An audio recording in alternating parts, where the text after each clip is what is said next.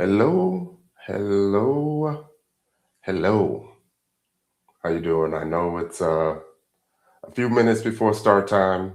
I just wanted to give everyone a chance to join me, get everything set up, get comfortable, because we're going to be here for a little while. As you may know, what we have planned today is 6 hours of intro to cyber content. I am your host, top for the day, Tyrone Wilson. I am the founder and CEO of Cover 6 Solutions. I have been doing these presentations primarily in person for almost 14 years now. So I have a strong idea of what the people want and what the people need. I have done hundreds of presentations, spoken to hundreds of students. What's going on, Curtis? Yeah, hundreds of students. And I feel like I have a really good idea of what to put together for you. I have a teach you, show you, involve you style. You just have to trust. Thanks, Curtis. You have to trust the process with me. You have to trust the process. I would not steer you wrong at all. If you can hear my voice today, I can assure you that things are going to change for you. We have a lot in store. We have a lot of major things planned. I'm really, really excited about it all. I can't quite say what it is just yet, but it's going to alter a lot of people's lives.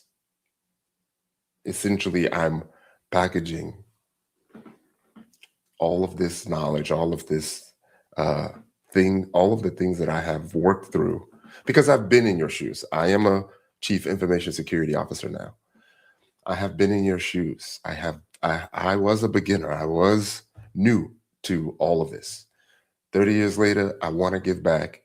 I want to ensure that you have all of the resources that you need at your disposal. One, so you don't fail. Two, so you don't waste a lot of the time. The way that I like to set things up is that it's literally impossible for you to fail. If you fail, it's because you didn't put in the work. The way that I set it up, the more work you put in,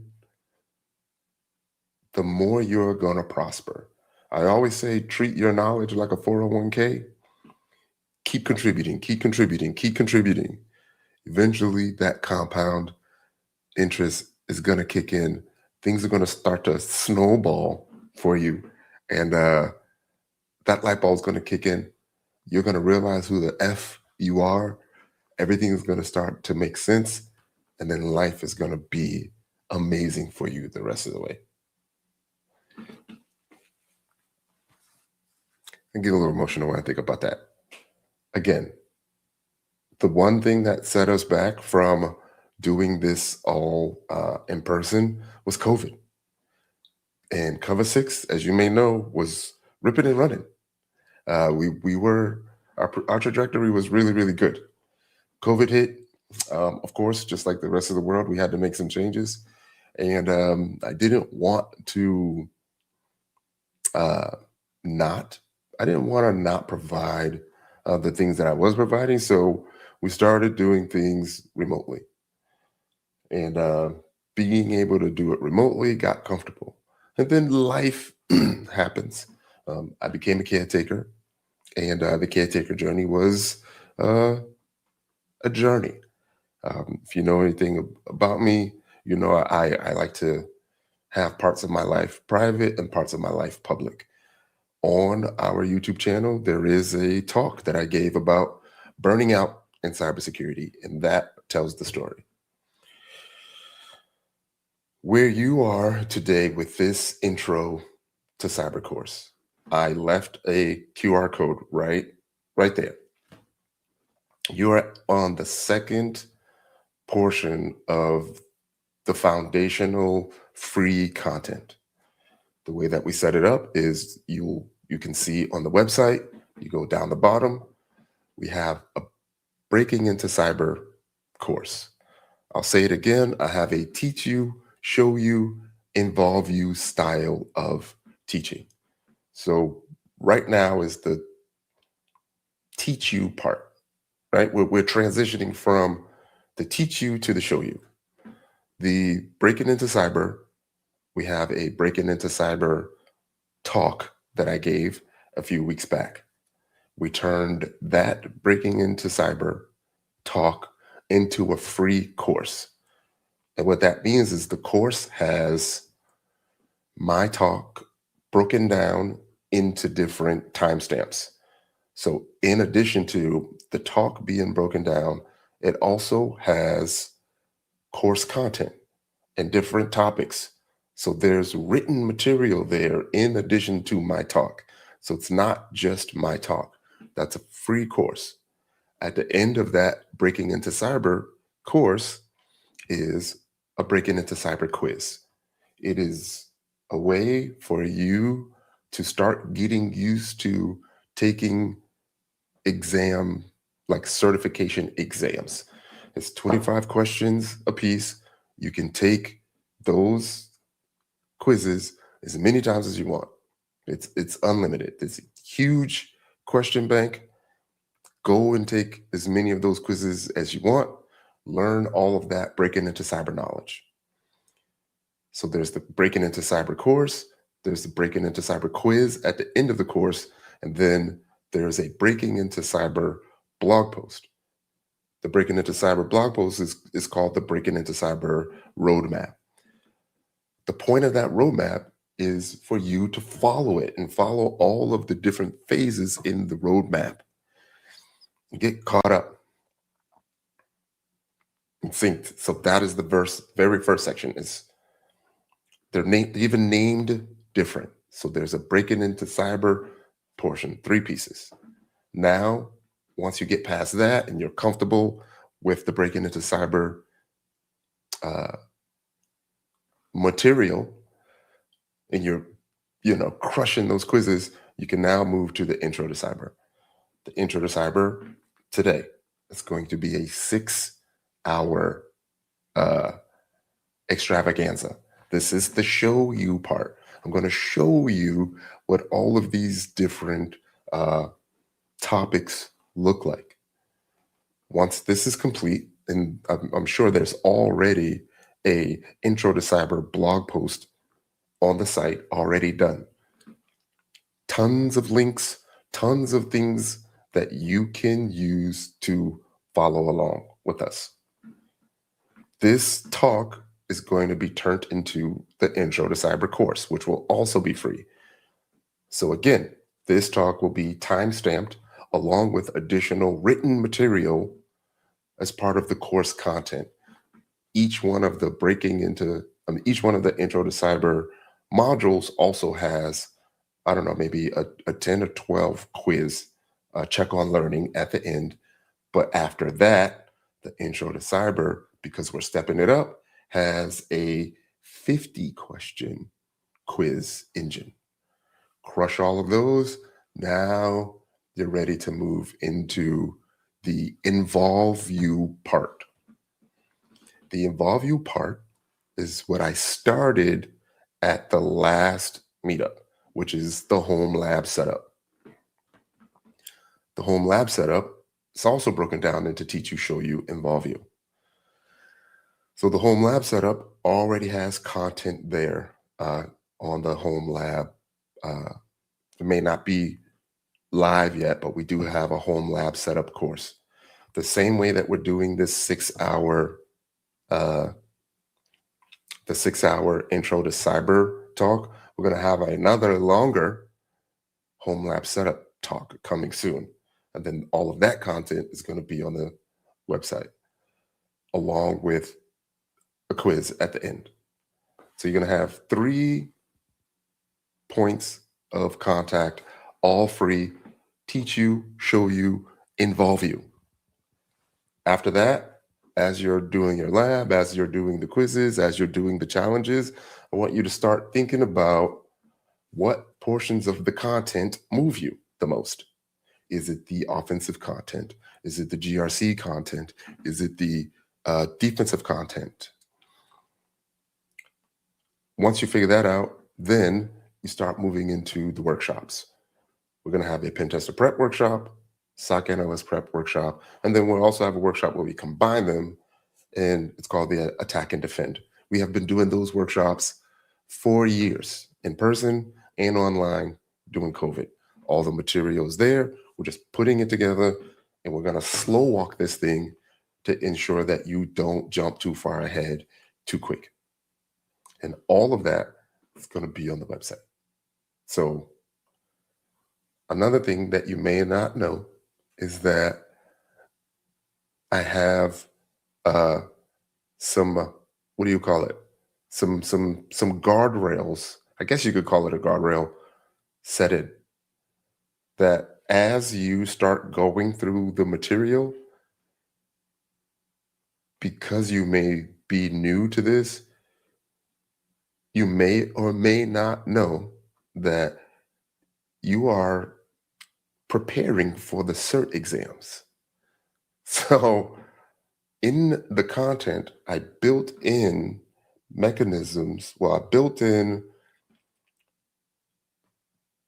CYSA, CEH, Pentester Prep, Security Plus, Network Plus material into the content. So by the time you get to the quizzes should be a breeze. The practice exams are essentially a check on learning. You should be crushing the practice exams. For all of you that are early right now, in the first 12 minutes, I'll give you a reward really quick. If you don't have a account on the website right there, you could use this coupon right now. Breaking in, it's 20% off everything. So that's the quick reward for those that have been with me for the first 12 minutes. Gone. Let me show it again. It's just called Breaking In, all one word. That's the coupon code.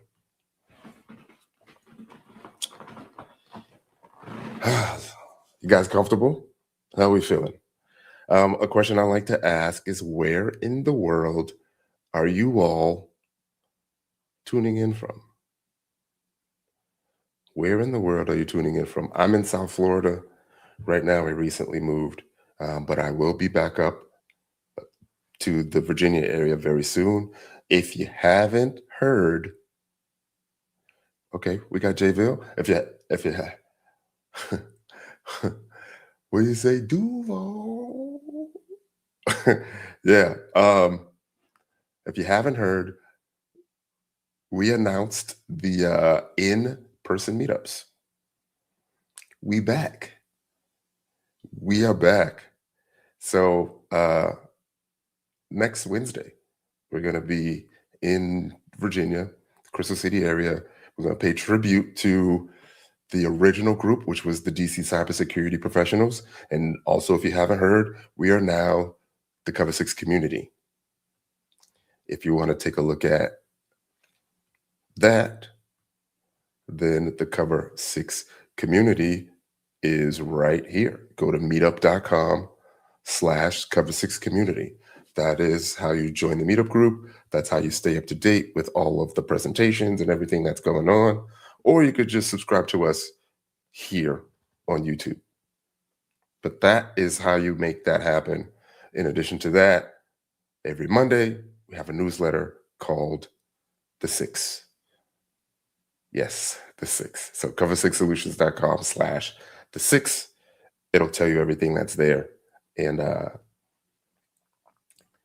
to move forward. Yeah, I think that covers just about everything. I'm excited. These are exciting times. I rarely move from this seat anymore if I'm awake.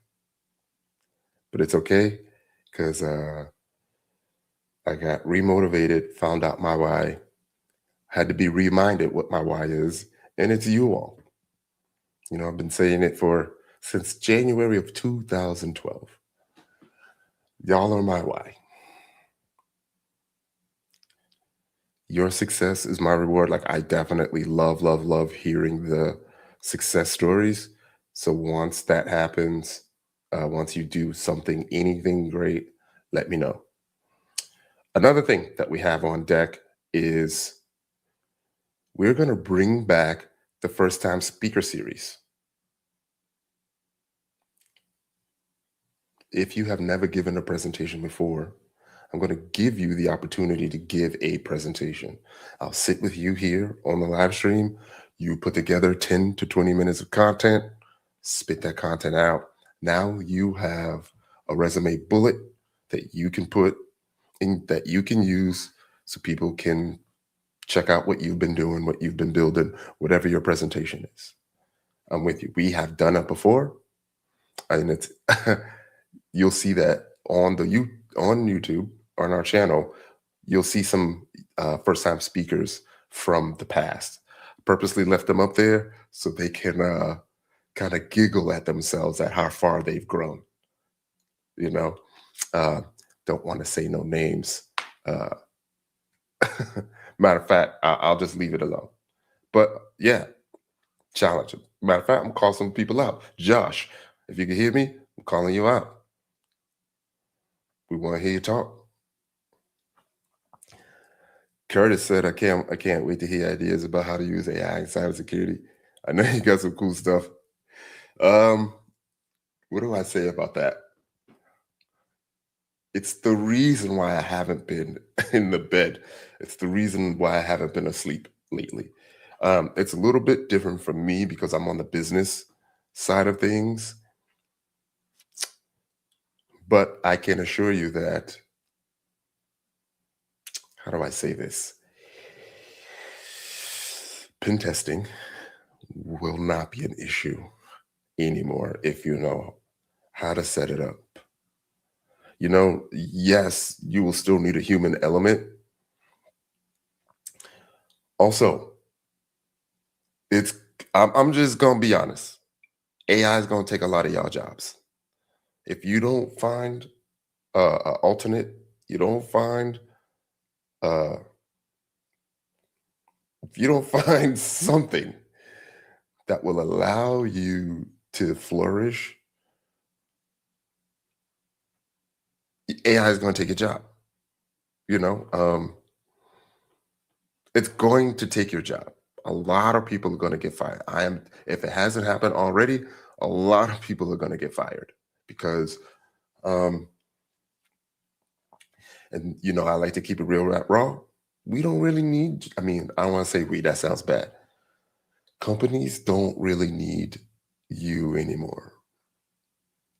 Looking at logs, PCAP, code, digesting that stuff, too easy for AI right now. And you know what? AI don't have to punch out at 5 o'clock. Get on it. Get on it. Get on that Claude AI. It doesn't even have to be in cybersecurity.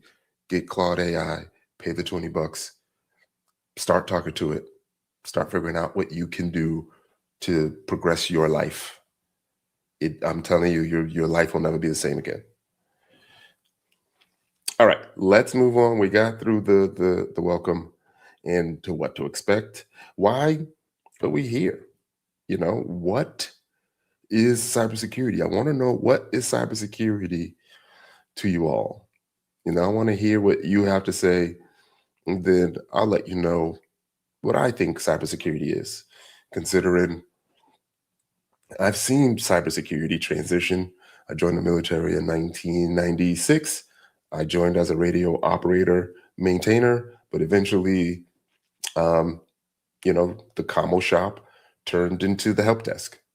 So I've seen the transition from commo, which is mainly radios, to Windows 3.11 to creating networks, to creating emails, to using your Windows 95 disk to set up everything, to spear phishing emails starting, to attacks, to what was it, the Mozilla browser, to what it is right now. So I was able to see a lot of it, you know. Question. I mean, Curtis said, I just want to say you are the modern day. What? Okay. Yeah. Okay. Okay. Kurt. I kind of joke and talk about I say things like the Black Cyber Moses, but I don't want to get that deep. It's not that deep. I'm just a guy that wants to see you all succeed. That's it. I know what the industry has done for me, and I want to see the industry do the same for you. All right, cybersecurity to me. Cybersecurity to me is a realm where there is an inherent need to protect the flow of information exchange. And that comes in many different ways. The three things that you'll probably hear about the most is the CIA triad. That is confidentiality, integrity, and availability. Confidentiality is ensuring that the right people get to see the data. Integrity is making sure that the data isn't changed, and that's in transit and at rest. And availability is just making sure the data is available when you need it. It's really, I don't want to say it's that simple, but that's what it is. The things that make it complicated is the mechanisms that we put in place to make sure all of that happens. I hope that makes sense. I like to use the mansion analogy, right? Think of a mansion, think of all of the options that you have for a mansion, think of all of the different services that you may use for that mansion. You might have maids, you might have cleaners, you may have landscapers, you may have people that just do your roof, people that come and do your windows, people that do nothing but wash the cars, nannies, people that go and get your groceries, people that wash the boats, people that just bring you jewelry. You might have a stylist, right? But the stylist doesn't need to go in the kid's bedroom. Whoever's coming to do the cars should never be in the kitchen. So think of that as, your laptop, your system. Every time you add a new service to your mansion, or every time you add a new service or a piece of software to your laptop, you're essentially adding a new service. So you constantly need to go and make sure that, just like in the mansion, that these people aren't going into the rooms that they're not supposed to be going to. You need to do the same for your laptop. Any questions? Dean, what's good? Zay, what's good? How you doing? Maddox, can't forget you. You don't know how to do a key appeal, can't forget you. Maddox, longtime supporter. Definitely appreciate you. Can't forget you. Started from how they say, started from the bottom, now we're here. All right, any questions on what cybersecurity is? It's important because you need to know, right? You need to know what it's all about, why we're here, what we're doing, and everything. And I gave that mansion analogy because I think that is a very good segue to the next topic, which is the home lab setup. And for everyone that is unaware of what topics we're going to do today All of the topics are going to be in the description. And I also mentioned that we had material for you. So all of the topics will also either be on the website. If you look down the bottom, there should be a intro to cyber blog post, not under the courses, but should be right underneath, should be called the Intro to Cyber Roadmap. Maddox, oh my gosh, it has been a heck of a journey. Yeah, I'm not going to get emotional. You're not going to make me get emotional right now. But yes, I think about the journey all the time. Also, this talk today is Teach You, Show You, Involve You. So bear with me for the first, what do we talk about, an hour, right? We're actually done with the talk. So seeing my face, we're actually going to start moving to demos, teach you, show you, and then still going to challenge you at the end of this. I'm going to say go and take that intro to cyber quiz. See how you do. You have nothing to lose, especially for the free quizzes. You sign up, you essentially get to track your progression. You get to see where you're weak and fill in those gaps. Maddox was listening to a podcast this morning about how most cybersecurity people do threat management, but really lack risk management. I'd like to get your thoughts on that one day. You know what's funny? These are my thoughts. Bam! I recently invested in myself. You might have missed it, but I did mention that I'm a virtual CISO now. I took the 6-month Carnegie Mellon. Let me toot my own horn a little bit. I didn't bring that up, but I took the bam, got the jacket, everything. I took the Carnegie Mellon Chief Information Security Officer executive course, and it was really eye-opening. So the lack of risk management occurs a lot. It's amazing that in a lot of the vCISO engagements I do, a lot of the organizations are still struggling with ensuring that their architectures is up and running. A lot of them, thank you, Dean. A lot of them, sad to say, a lot of them don't even know all of the tools that they're using. A lot of them, especially the people who are admins now, look in their logs because we have to do audits for accounts. They look in their logs. They'll see admins, but they have no idea who those admins are. And that's scary, and that's just the audit, the user, the access policy audit. That's one of the first things that we do. And they have no idea. And I'll tell you what, even before that, doing just a vulnerability assessment, internal and external, and pen tests, just seeing where you stand. That alone, gets us the risk register, gets us the 30, 60, 90-day plan. And they're already having to do a lot of work.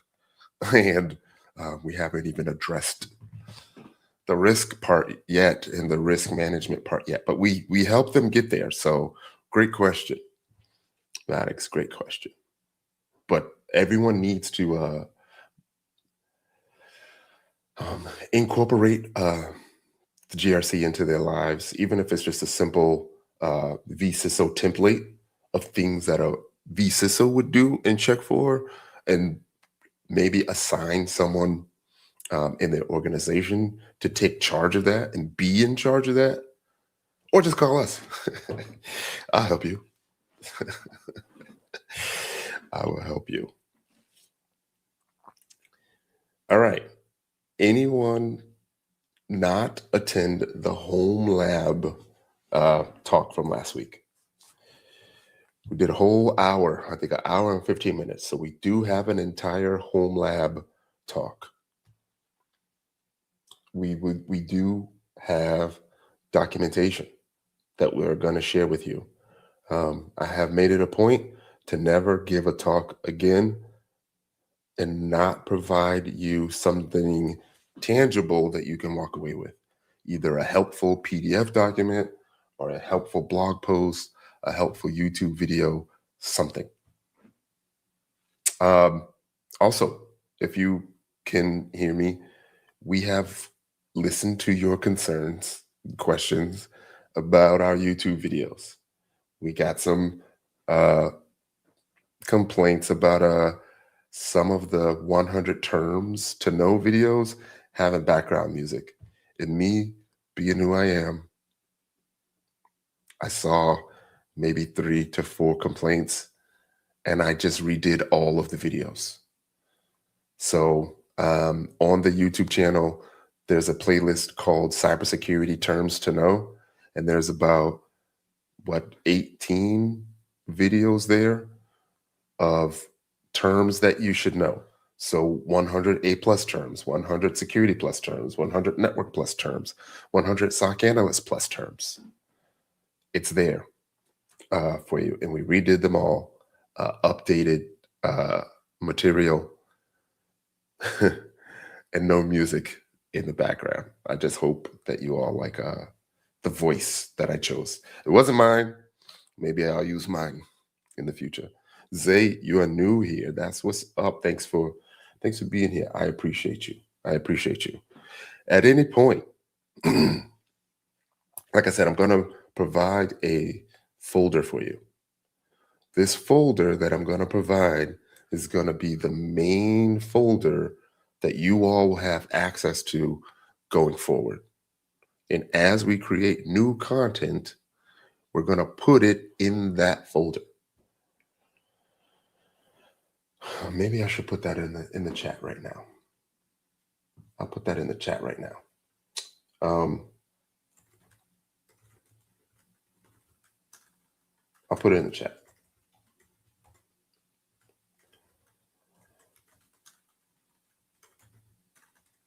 While I'm doing this, this is what I would like.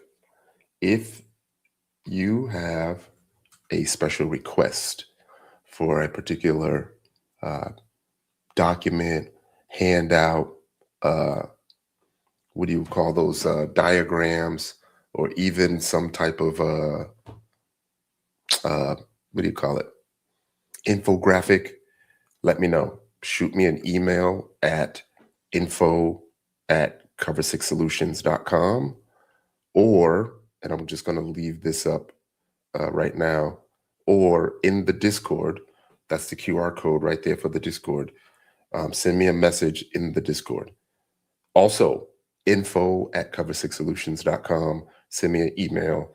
I know there's a ton of Discord channels out there. You do not have to join our Discord. I don't want to pressure you to do anything that you don't want to do. All right.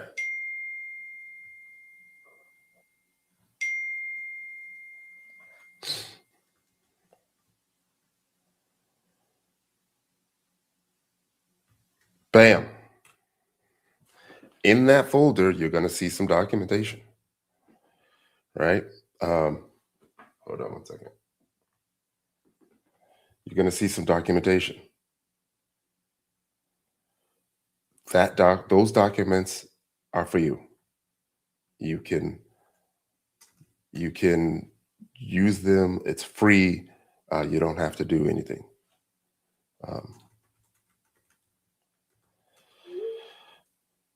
Sorry about that. You don't have to do anything.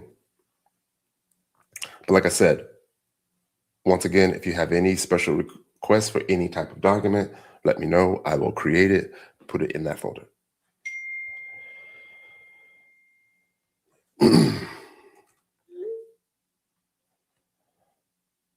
Any questions, comments right now?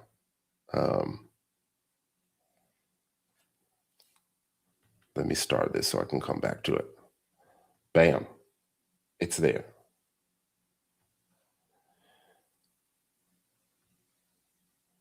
We were talking about home labs. Does anyone already have a lab set up? If you do, let us know what you are running in your lab. If you do not have a lab, also let me know. But I can assure you, if you are listening to me right now, that means you either have a phone with browser capabilities or you have a laptop with some capabilities. If you have any one of those two, then you have a lab. There's no more excuses. The majority of what we're going to talk about today, all of the resources are free. Almost every single one of them. If you go to the material and if we mention anything that's not free, we explicitly call it out. As a matter of fact, inside of the Intro to Cyber material, there should be a separate section for each portion that literally says this is no longer the free info. So totally up to you how much you want to invest and not invest.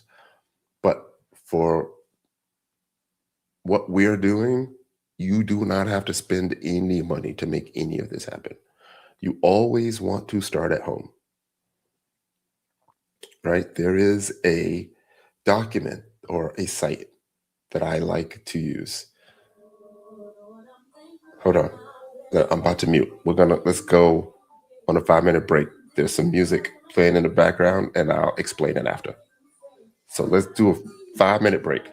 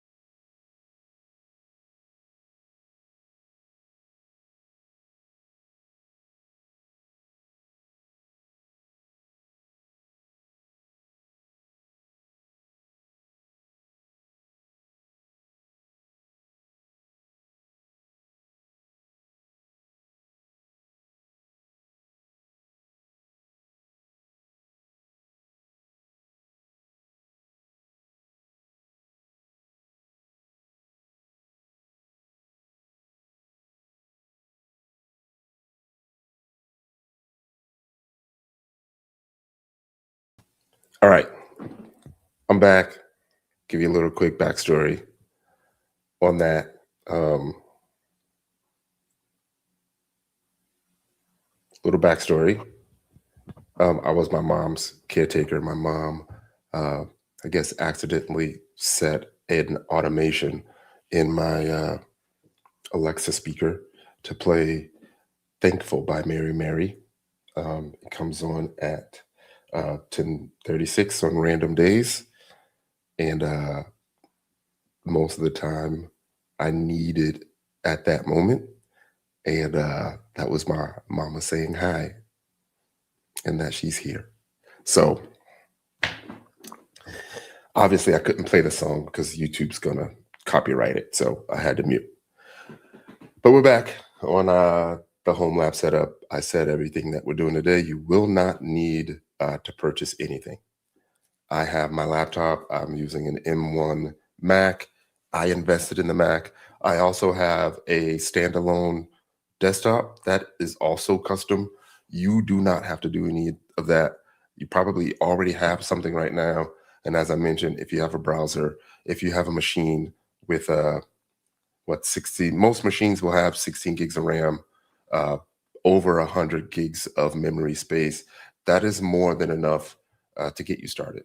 Most devices come with a full terabyte right now or 500 megabytes of space. More than enough for what you need to get started. And if it's not enough, as long as you have a browser, there's platforms like Try Hack Me that will have all of this set up for you. And then as we progress, I will talk about how to get a lab set up in the cloud. So either you can do that on your own for a small amount or get together as a team uh, with a small amount of money. In our Discord channel, we do have a home lab setup channel where, just like the discussions that we had earlier with Curtis and Maddox, folks talk about what they're using for their current setup. So, what would that current setup be at a minimum? Like I said, start with what you have, start with the browser, start with a hypervisor of some sort. The talk that I gave last time at the last meetup, we mentioned the different hypervisors and we mentioned how important it is to know the difference between a type 1 and a type 2 hypervisor. So right now, I'll show you the different setups that I have, but you do not have to do what I'm doing. I repeat, you do not have to do what I'm doing. I told you my setup is custom. So I'm going to show you two different things that I have set up. The first one, let me make sure I get this right.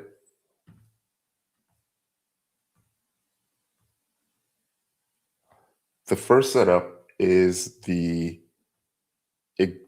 lab portion that I have set up just on my Mac. So just on my Mac, it's just this, right? It is just a Kali Linux machine with a Metasploitable 2 machine. That is really all you need, right? Because I have a M1 Mac, has ARM technology, I cannot use this Metasploitable 2 VM. It's not going to work for me. It will most likely work for you. This Metasploitable 2 machine is the first virtual machine that I would suggest you install. And before we even get to virtual machines, you need to be comfortable with what you already have. Go in your settings, take a look at them. As long as you don't make any changes, as long as you don't hit save, none of those changes will save. But it's okay for you to go and take a look, ask questions, take screenshots, ask ChatGPT or what have you, or ask me to create a document for you that explains all those settings. And I will do it. Go into the router that you're using. at the house. We talked about this. See if you can do some research and find out what the default password is for that router. Go and take a look at this router settings. You don't have to make any changes, but you should be comfortable looking at your devices. It's almost like driving a car and never opening in the hood. It's the same concept. You need to know what you're working with. You need to know what's on your network. You can't defend a network. You can't attack a network if you don't know what's on it. So you need to be careful. You need to understand. I'm going to create a document for you of commands to type in to help you familiarize yourself with your Windows operating system or your Linux operating system or your Mac OS operating system. But for all of you Windows users, there's a site that I love to use. It's the Fuzzy Security Windows Privilege Escalation site page. What that is, it's a series of commands that will help you when it comes to privilege escalation. You're not there yet. You're not there yet. But those commands start with familiarization of the operating system so you know what's going on. So you end up learning what your operating system is like and what the options are. The next one is my custom build for my PC. Yes, I know it's a VMware workstation, but it's old reliable for me. So that's why I use it. And you'll see that I have a ton of different virtual machines set up for different purposes, right? I have my pfSense box. I have another Kali machine. I was testing out the Kali Purple. I have an Active Directory lab. You see I have Metasploitable 2, Metasploitable 3, an old Ubuntu machine, and then I have some operating or some VMs that I used to help practice for the OSCP exam. Is it overkill? No. No. For where I am in my career, no, it's not. So let me get rid of that, pull this back over, and remove that. So how are we feeling? Mayan Shay with the hearts. Appreciate that. Curtis, so you got Acer Nitro. Yeah, that's more than enough. GPUs, VMware running Kali, Ubuntu, MS Server, 2019. That's what's up. Curtis, you got your own VPN? You have Kelly Parrot remnants, a couple of Unix servers, Windows servers, and a Windows 10 and an 11 test VM. That's what's up. Maddox, you probably remember those days where Windows would let us have Windows 7, Windows 10,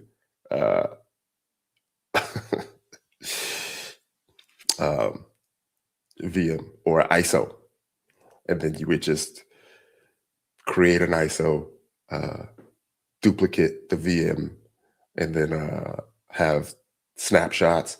And now you have, a lab that you could spin up pretty easily.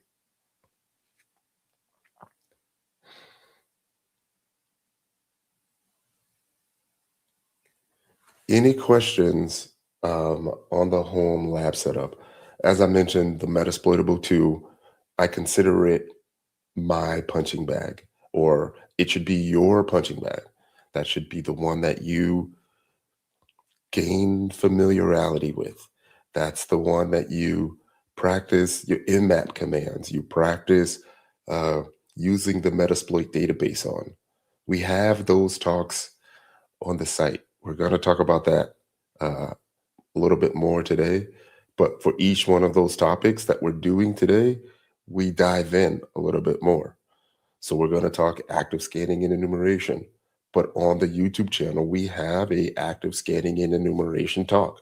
It's older, but um, every year you'll notice that we refresh all of those talks.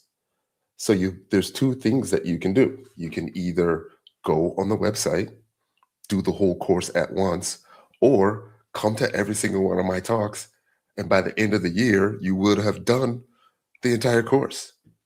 And then we do it again next year, do it again and again and again and again for 14 years.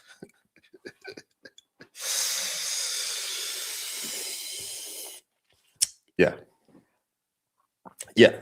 Yeah. So it is the Windows 7 files. You probably don't need them. I wouldn't push you to try to get them.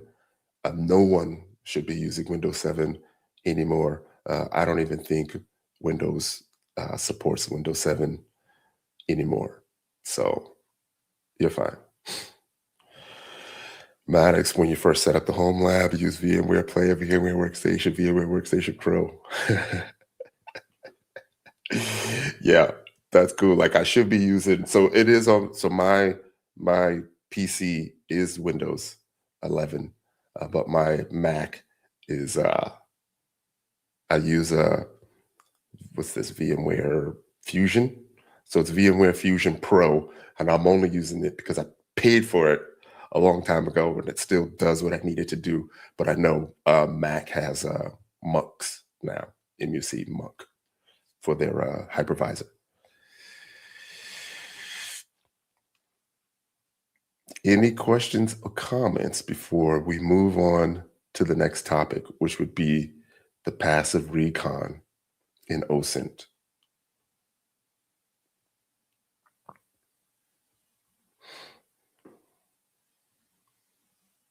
Let me know. I'm here for you.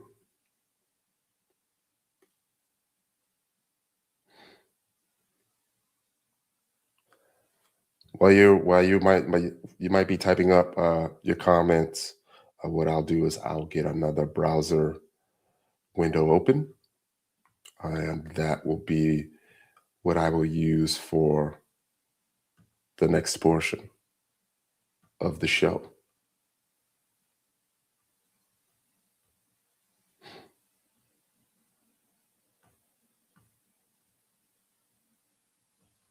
Matter of fact, this is what I'll do. I'll use an incognito window. I was trying not to show my folders, but it's fine.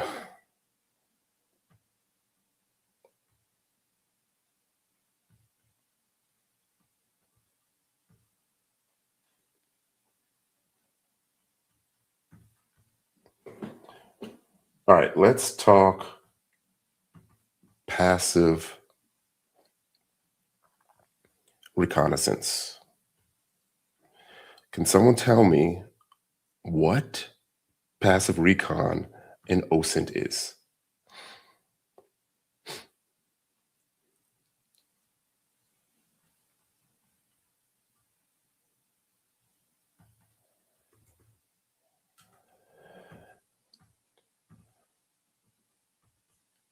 Still waiting on an answer.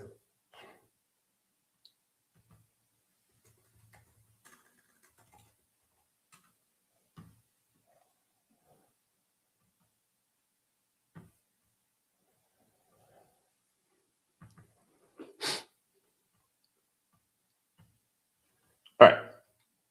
Passive reconnaissance is you doing research on a person or an organization without them knowing that you're doing it.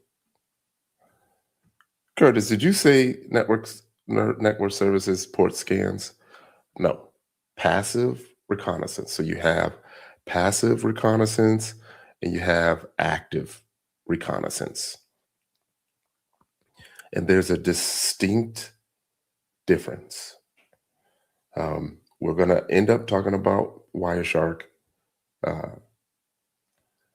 but Wireshark is your transition from passive to active. I used to have a little side hustle. My side hustle was working for a millionaire matchmakers company. I could show you some old reports. It's pretty funny. One of my jobs, or one of my asks, was to gather information on potential matches and see what I could find. And I was able to find some hilarious things. One of the things that I did find was, yes, the guy did own a basketball team. Yes, he was very wealthy, but the potential match, didn't know that he had 4 kids. And the paternity suits, which is public record, allowed me to find that information. And then using that information, I was able to get some addresses, and using Google Maps, I was able to show that his car was in the mistress's driveway. So if you go to Google Maps nowadays, most of the time they will show empty driveways. And I don't want to say it's because of me. I wouldn't say that. But yes, they will show empty driveways. What else I want to say? On Twitter, if you go and find me on Twitter, I normally have OSINT challenges, right? I do it all the time. If you do, I think I have it up right now. This is where you could start to do your passive recon. Twitter is a really good resource. You could do things, like you could start doing searches. One of the things that I do is do a hashtag OSINT challenge. So if you're on Twitter right now, definitely log in and do a hashtag OSINT challenge. Or you could do this. You could do at TyWilson21 OSINT challenge. So OSINT stands for Open Source Intelligence. Maybe I don't need that. Stands for Open Source Intelligence, and it's not what you think right now. But in here it says, "Where am I?" Right. So that was the first challenge, right? Then I have another one right here. It says, "I finally made it. Where am I?" OSINT challenge. Here's one more. OSINT challenge. I'll give you a little clue. Right there in the background, there's a little clue right there. Here's another one, OSINT challenge. Where am I? So I like to do these types of things for my students, just to get them in the habit, give you some desire to do something fun, but using me as an example. There are a ton of different sites. There's a ton of different things that you can do. Maddox says Google Maps, maybe because of you and me. I used it one time and showed a lady at work, and she was wondering why the babysitter was still there when the kids were at school. Yeah, so Google Maps is also one that you can use to start. There are some tips that you can do for Google Maps. Google has the option that if you click on this little person, you will be provided these dots. And if you click on one of these dots, it will bring you inside the establishment. So, for instance, if you're planning a pen testing engagement, if you're planning a social engineering attack, and you know that your target frequents a specific location all the time, pull the location up on Google Maps, You and your team can figure out who's going to sit where, who's going to place themselves where, who's going to buy some drinks. You already know the place, so you know what to order. You know what not to order. You know how long the food's going to take. You even know what the price is going to be. And yes, we do social engineering a lot. Sometimes I like to do this thing where I know it's going to sound corny. I know it's going to sound corny, but I like to do this thing, and this is not passive. I like to do this thing where we try to get the waitress's birthday, but you're not allowed to ask a question. OSINT challenge. Well, it's not passive, like I said. Try to do that. But then there's also additional options. You have DuckDuckGo, right? DuckDuckGo is is a browser that you can use for private browsing. So you don't have to use Google, because you know Google is going to track everything that you do. Right? Let me get that out the way. Matter of fact, let me get this out the way as well. So you know, Google is pretty much going to track every single thing that you do because it wants to provide you the best information. You could use DuckDuckGo.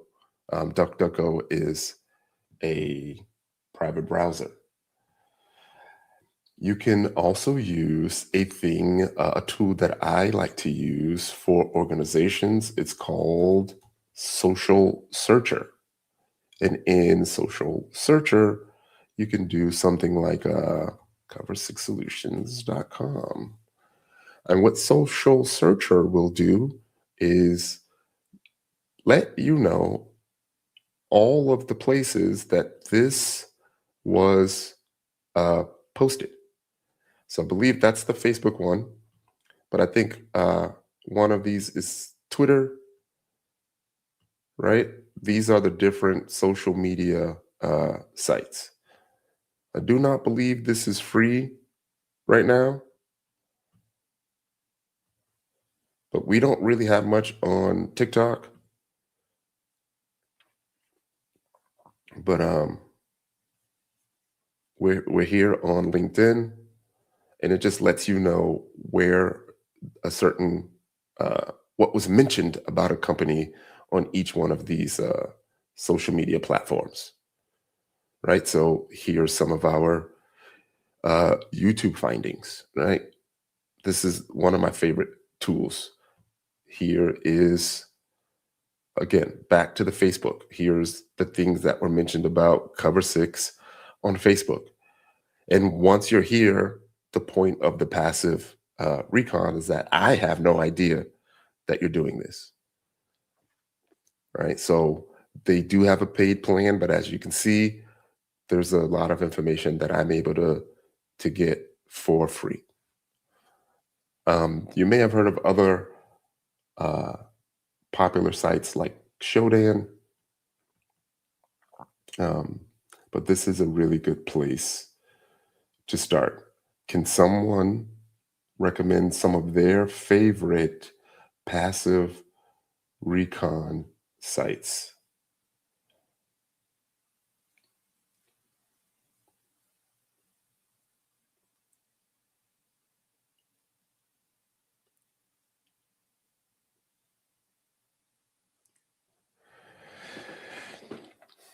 All right. So a couple more things about the passive recon is that it essentially sets you up for success. For a lot of the different things that you do in life or that you will do in life, you'll notice that the more passive recon that you do, the better it's going to benefit you. It could be for a job interview. If you start doing passive recon on that organization, you'll be able to create some talking points that may help you within the job. If I am interviewing you for a position at Cover6, and I say, hey, tell me what you know about Cover6, and you don't have anything to tell me, guess what's going to happen? Yes, I'll most likely finish the interview, but everything after that, I can't guarantee you. You're gonna have to really wow me. And I would say that is the same for any organization, any hiring manager. They're gonna most likely feel the same way. You have options in Google for Google dorking, right? Google dorking, there's a huge website there. Google dorking is essentially ways that you can use the syntax in Google to identify uh, information that you wouldn't normally find. So let me pull this window up so you can get an idea of what Google dorking looks like.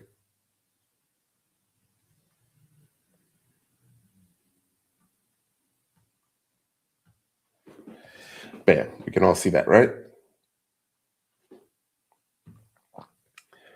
So Google dorking or Google hacking, techniques that leverage advanced search operators. Believe it's also the GHDB. So that is the Google hacking database, but this one is on Exploit DB. And on Exploit DB, it lets you know all of the different things that you can find and how and what syntax to use to make that happen. There's a bunch of different filters in here that will help you find things. I will give you one example. You can find usernames. Here are some different ways that you can find usernames. In title index of contacts.txt. Let me give you a warning. Yes, you can click on this. When you click on this, if you click on one of these, sometimes depending on what it finds, you'll get a bunch of different options.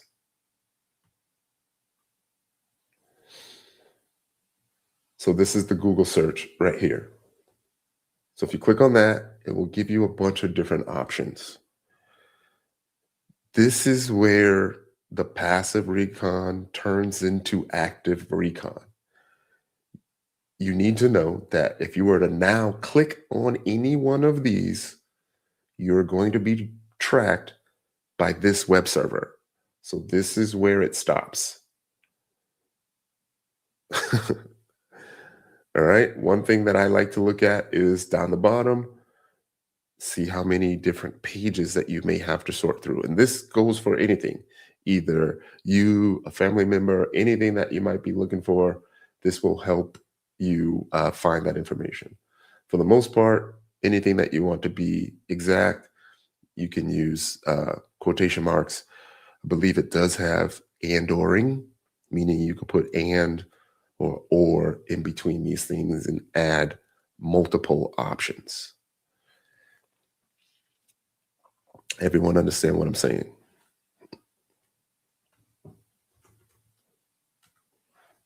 It doesn't just stop there. You can also do some things from the terminal. And inside of the terminal, you can use tools to help you get information. One of the first tools that I use is dig. So you can do a dig, google.com, and look for the MX record. And it will give you the MX record. This is still passive because you're not querying Google, you're querying a repository of records.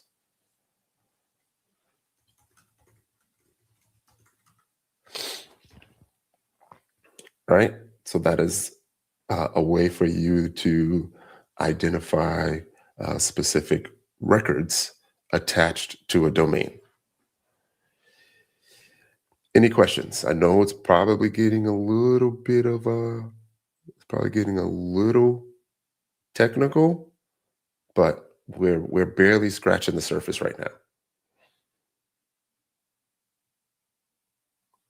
There's also tools available like the Harvester. There's another good one that I like called Have I Been Pwned? Have I Been Pwned is a really good site that lets you know if your email address has been involved in any breaches. As an attacker or as a pen tester, that is a good place to start. If you start there, you find out that your target's information has been involved in a breach. What you can do is use that information in a spear phishing email and say, hey, your information was involved in this breach. Show them a screenshot. So when they go back and take a look at it, they can clearly see that you're not lying. You could be like, hey, click on this link to do something else, maybe to change the password or what have you. You only need one person to click on it. Another site that I like to use, and I talk about it all the time, is before you even begin to do the passive recon, you may want to create an alternate persona or fake profile. My fake profiles are of the opposite gender as me. So when I'm using that profile, it's easy for me to remember that that's what I'm using. There's a couple of ways I used to go about getting a profile picture. What I would do is find a random team photo of a woman's soccer team somewhere out west. I would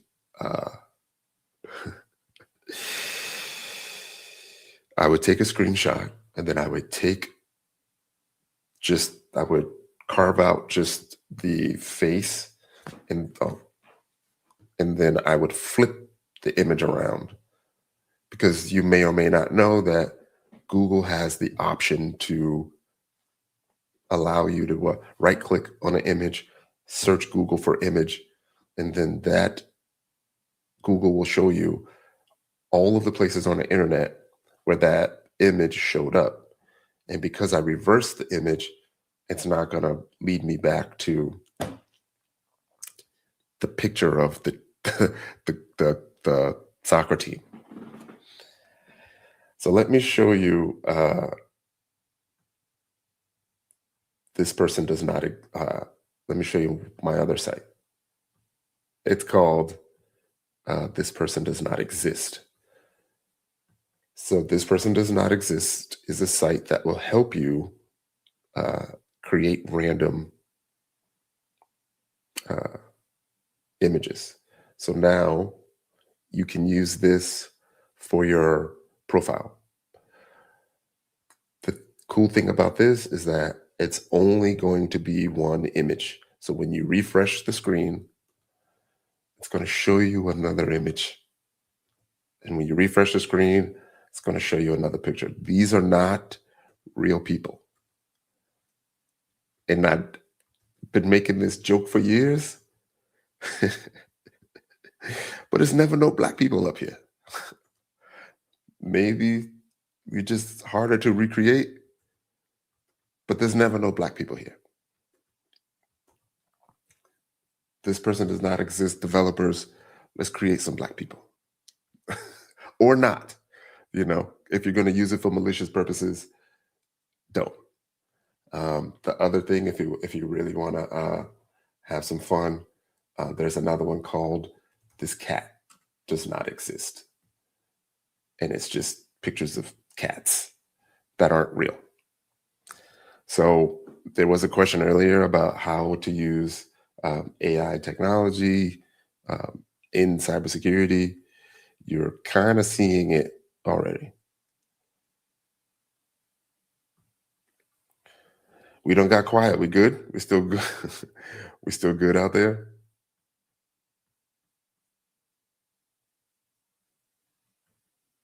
So doing some um, OSINT, you can do something like Tyrone Wilson from passive recon to bam. Here is a really good talk that I used to do all the time. It says from passive recon to compromise using third-party apps. Right? That should be on our website as well. But I was with the Tactical Edge folks. Shout out to them. I gave a talk where I basically showed a bunch of different examples of how I could use passive recon tools. Let's do this. Of how I used passive recon tools to eventually lead to a compromise. I might have taken it down, but we're going to do it over. And the talk got a little bit scary because at one point of the talk, I talked about what's it called? It's called selfie stalking, right? And what selfie stalking is you know how we have these very nice cameras. We have the ability to zoom in. When you take a selfie in your home, people are looking at the reflection in your eyeballs to see what else is in your home. So that exists. The rest of the talk is how I can use tools like Map My Run.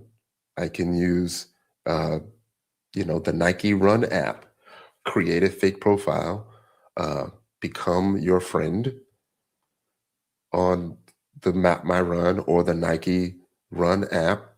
I can now see, or even Strava, I can now see where you do your routes, how often you do your routes, how long you do your routes. Normally, where you start and where you end is typically where you live. So if I know that you just started a run, I've been tracking you for a little while, I can do something like wait up the street from your house, but it's a location that I know that you're going to cross. And I talk about this a lot. There's also a site called dang,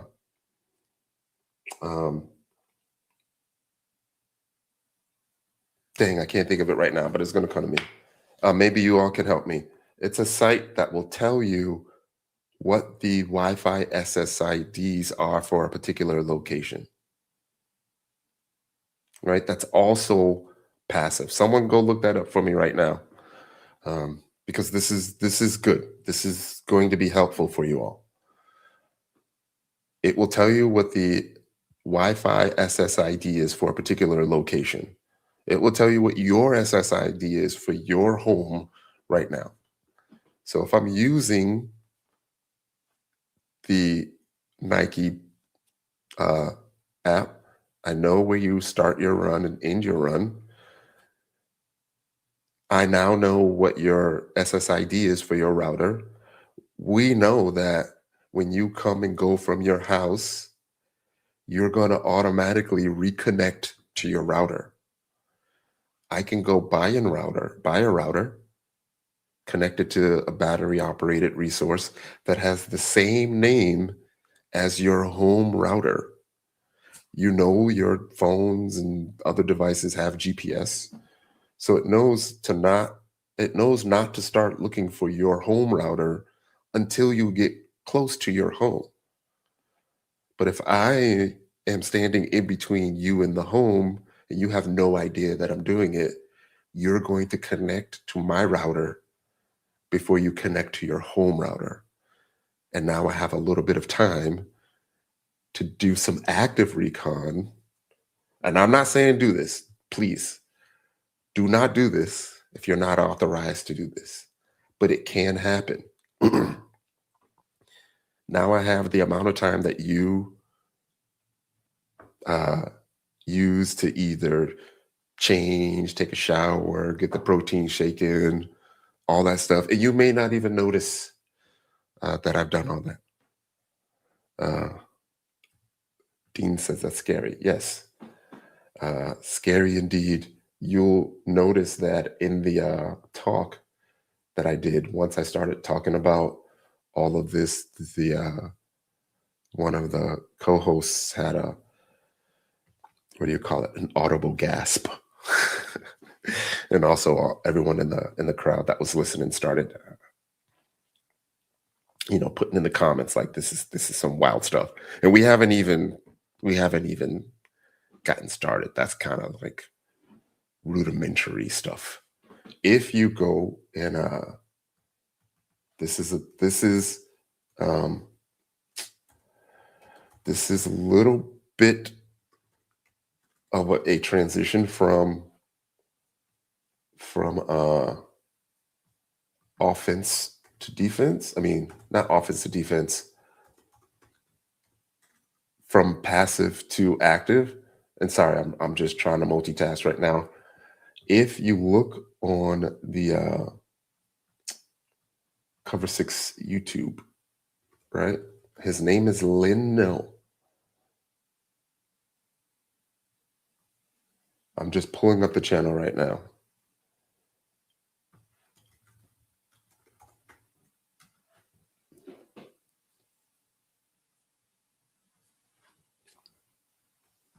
His name is Lynn No. Bam. Found it. So on the Cover 6 Solutions website, about 3 years ago, I did an interview with the human hacker, Lynn No. Lynn is in between passive and active. If you don't know, Lynn has embedded Bluetooth RFID devices inside of his body, inside of his hand. So all he needs to do is come near you and the devices will do the work. Scan Wi-Fi, hack your phone, all that stuff. If you shake his hand, it's a wrap for you. He has rings, he has things in his glasses, he has devices hanging out of his ears. He's got, what do you talk about? At this point, I think he was up to 10 or 12 devices that he put underneath of his skin. And because these devices have Bluetooth, Wi-Fi, and an operating system, he has the ability to update the operating systems and software of the devices that are embedded in his skin.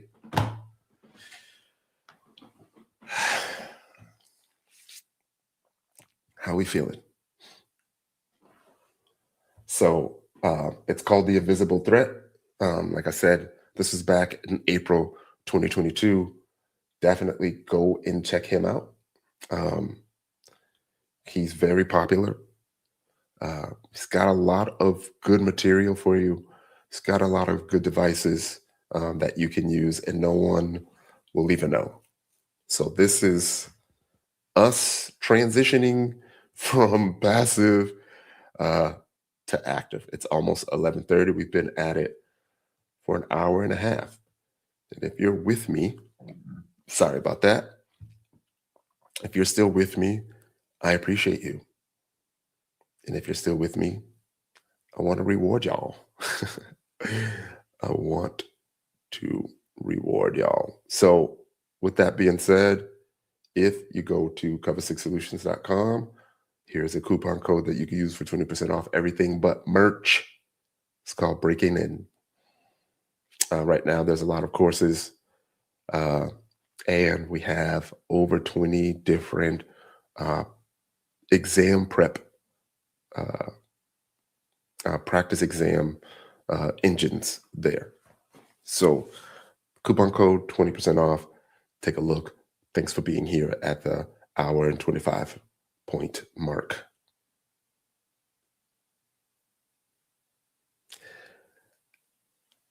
Truly, truly. Oh, I was going to ask, but we already got a comment. How do you protect yourself from these types of attacks? Does he provide options? Yes. So, one of the options, and I know this is going to sound crazy. I know this is going to sound crazy. Like, who would possibly do this? But leave your phone at home and then go enjoy your life. Leave your Apple Watch at home. Go enjoy your life. Go to ATM. Take out some cash. Pay for stuff with cash. It still works. Enjoy your life. It's going to start to freak you out. You're going to start to go places and you're going to start counting cameras. You're going to start counting people with glasses. You're going to start counting people that have little medallions and stuff hanging off their chains because it might be a listening device. It might be a Bluetooth device. It might be a scanning device. And it's going to start to weird you out. I'm going to just be honest. It's going to start to weird you out because now you're aware of these things. And depending on who you are and how you operate, you may not want to go out as much because you don't trust nobody. But like I said, the question was, how do you protect yourself from these types of attacks? If you exist, people are going to attack you. If you have a website, people are going to attack you.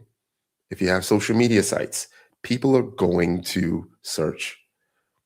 That was one of my side hustles. A lot of people complain that they fill out these applications and they're not getting jobs. It's because you got people like me that are doing passive recon on you and showing these organizations what your social media profiles look like. They're going to say that they're not doing it, but they're doing it. So if you have good credentials, you smart and everything, you demure, highly intelligent, but you're not getting the job, it's because your social media profiles are trash, showing you in the club and all that stuff. Nobody wants to work with that. Companies do not want to pay for that. I'm just being honest. I'm just being honest. What's up, Andrea? How you doing? How you doing? For anyone that's getting here late, we will put timestamps in the videos so you can come back to these particular portions of the video. If you're weirded out right now and you're feeling like you may want to do some additional research on all these things, good. Good. I'm doing my job. Good.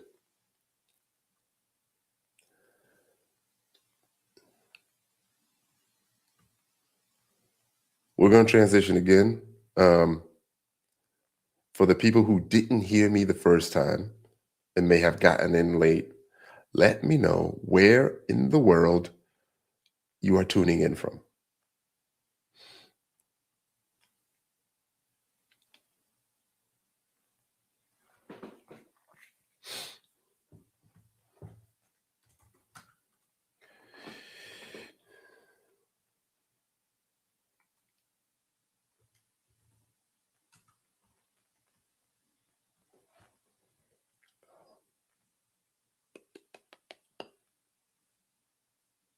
Let me know. Andrea, you're very welcome for the coupon. Thank you for being here. Really, really appreciate you.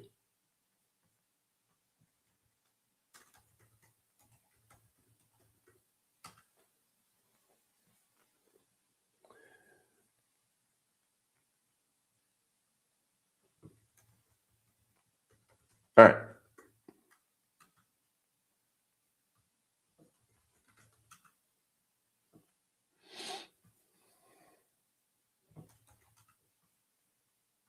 Do we need a break?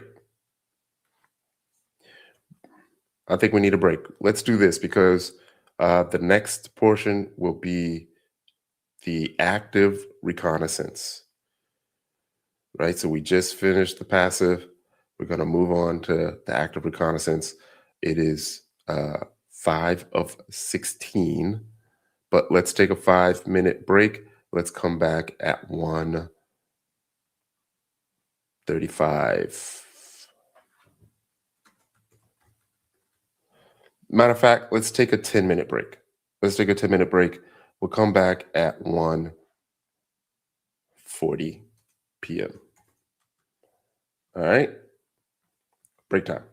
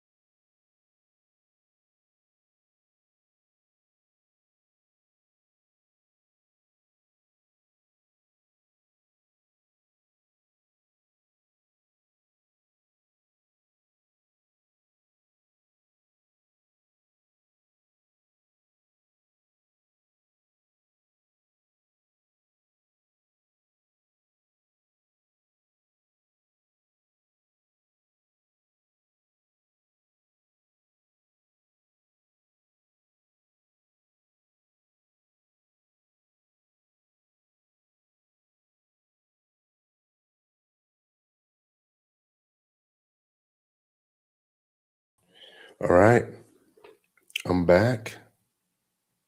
I still have another minute, another 30 seconds or so. Don't mind me, I'm just doing some cleanup here on the page, getting rid of the QR codes and the comments.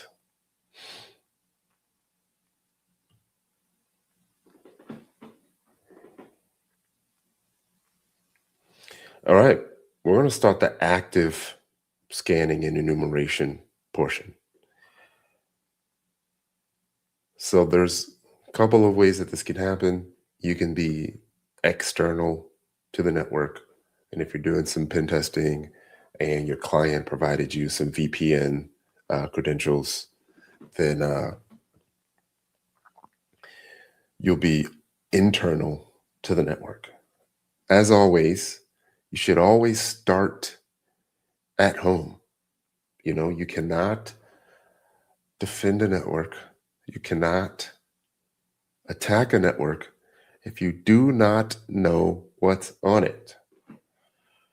Now, the first 4 sessions were distinctly different. It was the intro, it was the what is cybersecurity, it was the home lab setup, and then we had the passive recon.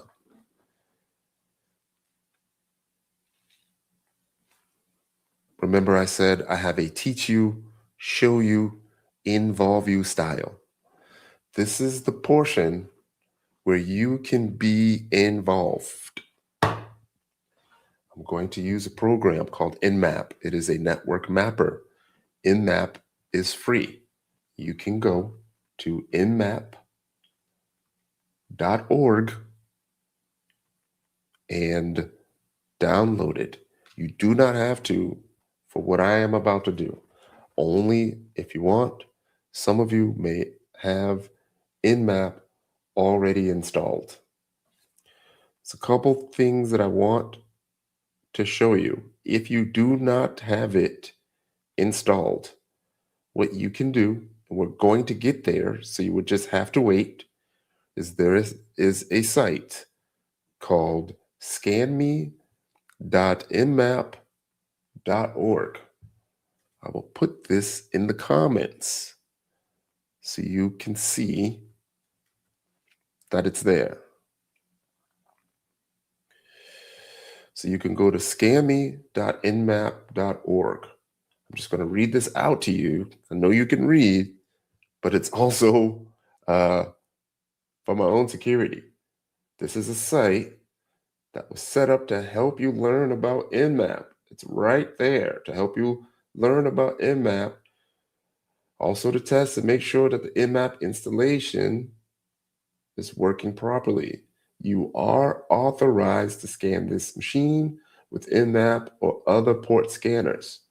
Try not to hammer it, so basically don't go crazy.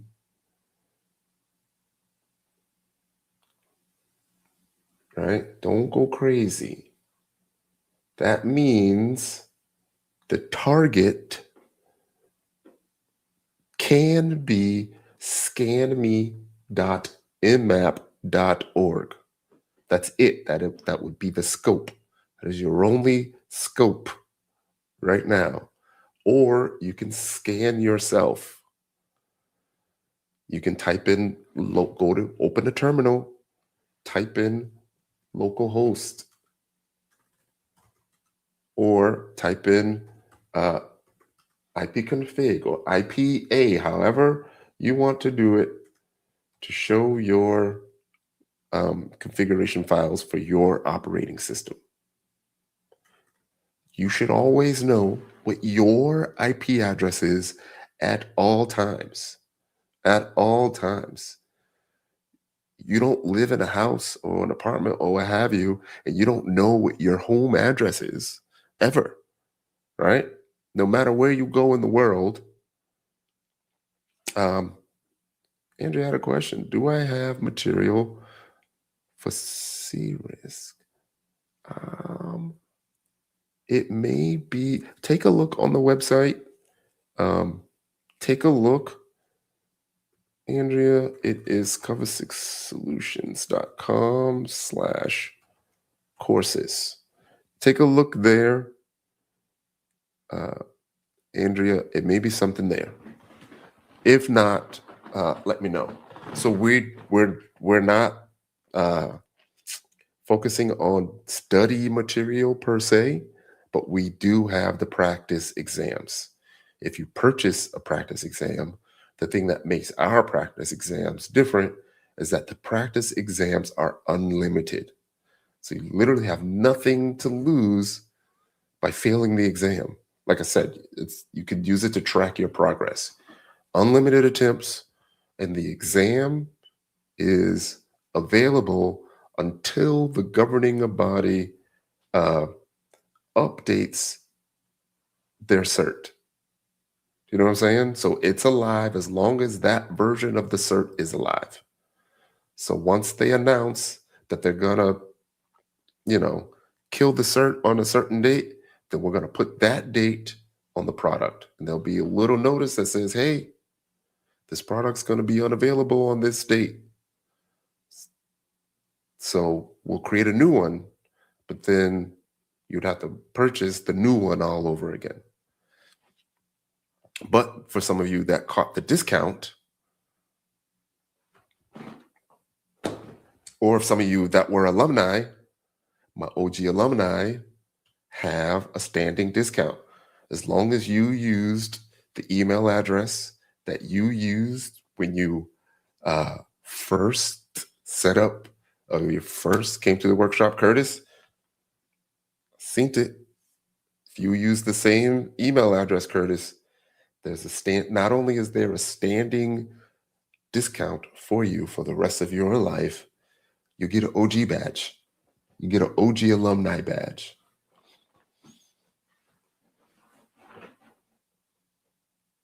You invested in me, so I'm invested in you. And I truly mean that. Truly mean that. I would not be here. So that's my way of saying thank you.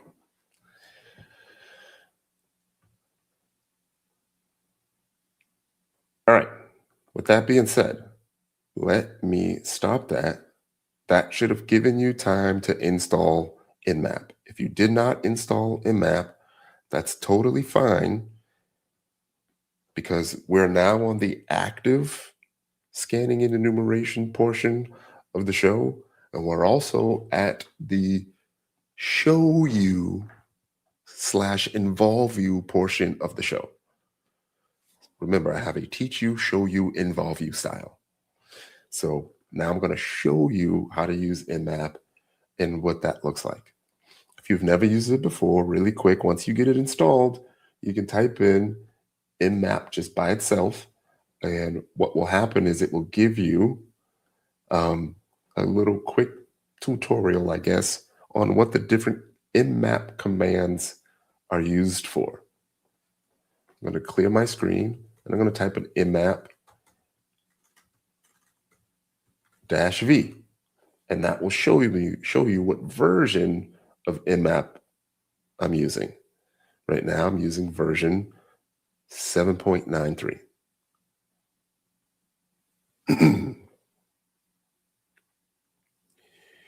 Can anyone tell me what happens if I was to just type in Nmap and then scanme.nmap.org? Can someone tell me what will happen if I do that? How does Nmap work? Because I'm about to do it. Because remember, we just saw the message saying that we are allowed to scan that site.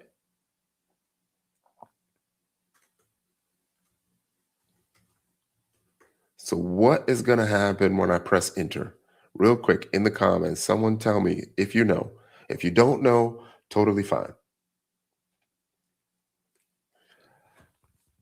Don't forget, I also mentioned that you can scan yourself. So it doesn't have to be nmap.scanme.nmap.org.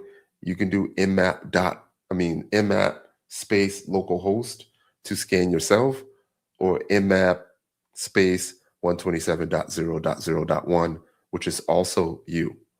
And then once you figure out what network you're on, then you would want to scan the rest of the devices on your network first. You are authorized to scan your network. Curtis said it's to check for available ports and services, but which ones? Which ones and how many? I'll tell you, if I was to just press this by itself every single time you do Nmap and you're not specific with your, or how my people would say it, if you're not specific with your searches, it's going to scan the top 1,000 most popular ports and then give you the results. If you have performed a scan before, it's going to look something like this.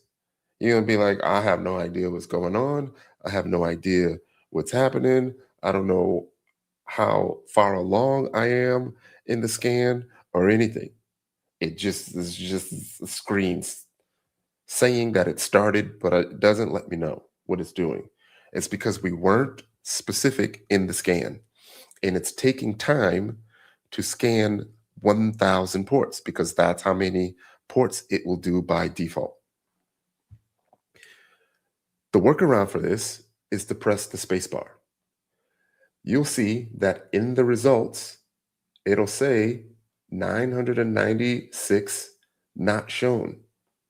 But we were able to find 4 that were open, and we were able to see the service. That's cool and all, but we can also be a little bit more specific. Right now, we're just shotgun blasting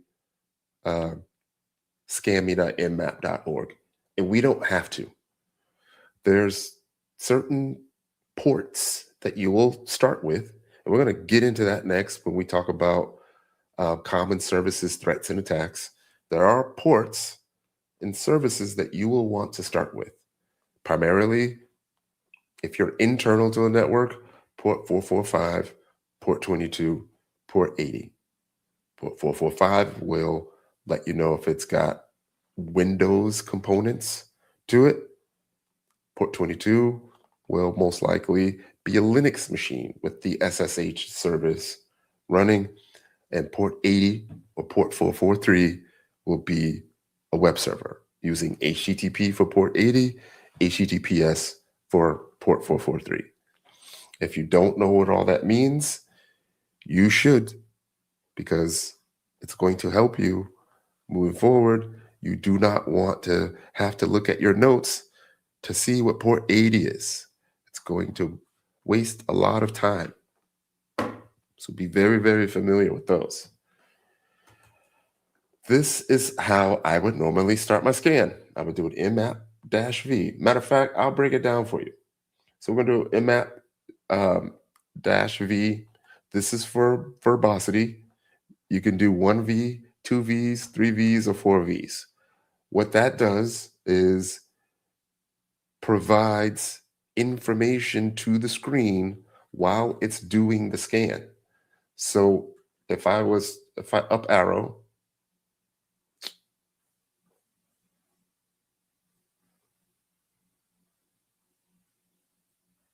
all right. Okay, I'm watching you, Seymour. Don't come in the comments acting up. All right, it looks kind of helpful, but don't come in the comments acting up. I know you saw my first posted comment.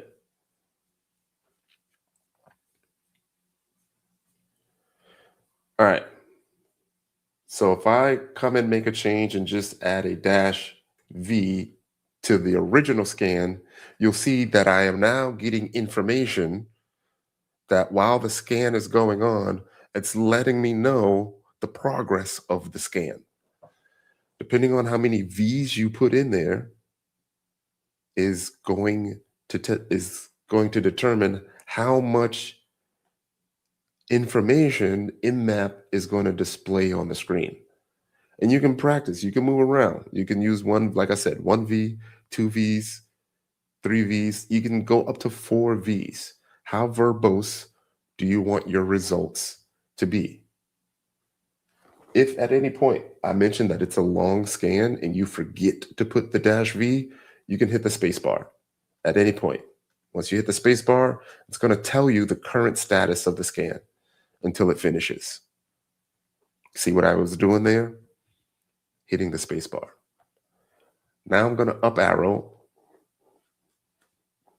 and I'm going to up arrow. I'm going to make another change where I show you your speed options. Capital T, you can do a T1, which is really, really slow, or a T5, which is insane. If you do not use any speed, the default speed is a T3. Normally, I like to do a T4. So if I add the T4 option and just hit scan, now the results will come back a little bit faster. But remember, we're still scanning 1,000 ports. It's still taking a little bit of time, so this is me hitting the spacebar a bunch of times to get the current status of the scan. All right, so they said not to hammer the site, and I just kicked off 3 different scans where I'm scanning 1,000 ports. But remember, the other option is the scan type. Normally, I like to start with an S-S. The other option is an S-T or an S-V or an S-U if you want UDP ports. You can also put these together. So if you want so this is an open scan for the SS. This is open scan or a SYN scan, or some people call it a stealth scan for the capital capital S. So the reason, we'll talk about, I'm going to explain that after. Then there's the capital ST, which is a full TCP handshake. And then there's a S capital V for a version scan. And then there's also an S capital U for UDP ports. That's probably all you really need right now. You see people use a -A or a -O for operating system scan. I don't normally touch those. So if you're familiar with the TCP handshake, you know there's, let me do the full screen for this. If you're familiar with the TCP handshake, you know that there's a SYN, a SYNAC, and an acknowledgement. The way that Nmap is identifying the ports, it sends a SYN. So we're doing the top 1,000 ports. It's going to, or let's just say we're doing port 22. It's going to send a SYN to port 22 on scanme.nmap.org. Port 22 is going to respond, either open or not open or filtered or something, if there's a firewall or something. And then we are going to either say, okay, you ain't home, or if you were to do a S capital T, a full TCP handshake, you're going to say, all right, thanks for letting me know. Almost like when you go to the front door, you knock on the door, someone's going to answer or not. And depending on if they answer or not, you can either say, thank you, here's my card, or you can just walk away. Now, when it comes to being a defender and seeing the scans, it's just like the house. If someone comes and just knocks on the door, one port, you'll be like, oh, that was just someone just kind of perusing in the neighborhood or something. But if someone comes and knocks on the door to see if you're home, then knocks on the outside window to see if you're home, and then knocks on the kid's window to see if you're home, then knocks on the other kid's window to see if you're home, then knocks on the third kid's window to see if you're home, you're like, okay, hey, now you're really kind of port scanning me. Something's up right now because that's not normal. Get what I'm saying? And so that's how the tools trigger things. And then there's also timing mechanisms behind that. If you do it once a day, do it once, probably let it slide. If you do it the same time every day, probably not going to let that slide. I'm probably going to start looking out for you now because I know you're coming tomorrow at this time. Do you want to randomize it? Okay, I peeped that you're randomizing it, but you're still doing it, and there's tools in place that detect that. So I like to do the -S capital S. And the reason is because once I send a SYN and get a response, all I really need is the response. So just imagine if you're doing an all port scan and it's 65,535 SYNs, 65,535 responses. Do you need to say thank you, or do you need to acknowledge 65,535 times? Chances are no. So you do the SYN scan, and it will also save you some time. It will be a little bit faster. So I'm going to hit enter on here. Sorry, sometimes you got to do a sudo and hit enter.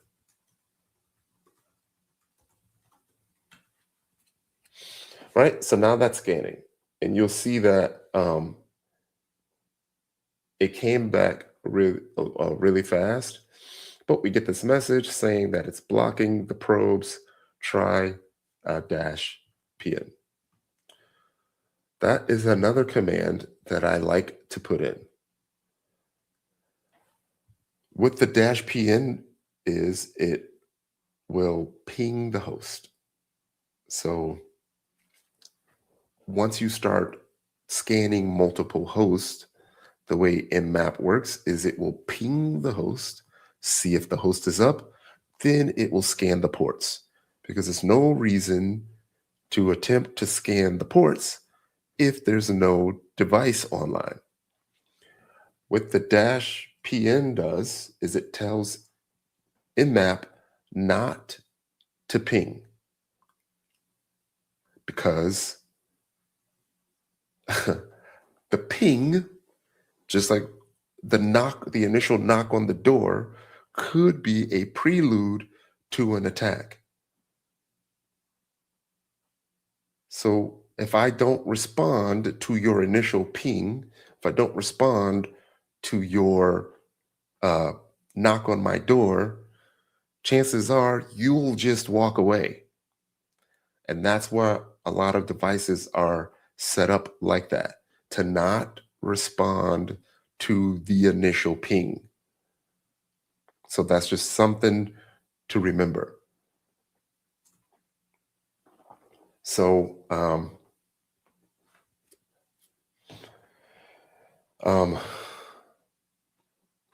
now you'll see that I got a different result.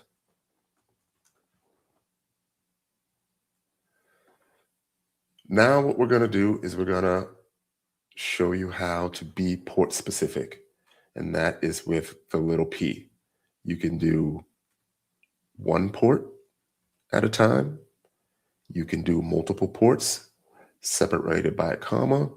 You can do multiple ports separated by a dash. You can do multiple ports separated by a dash and separated by a comma.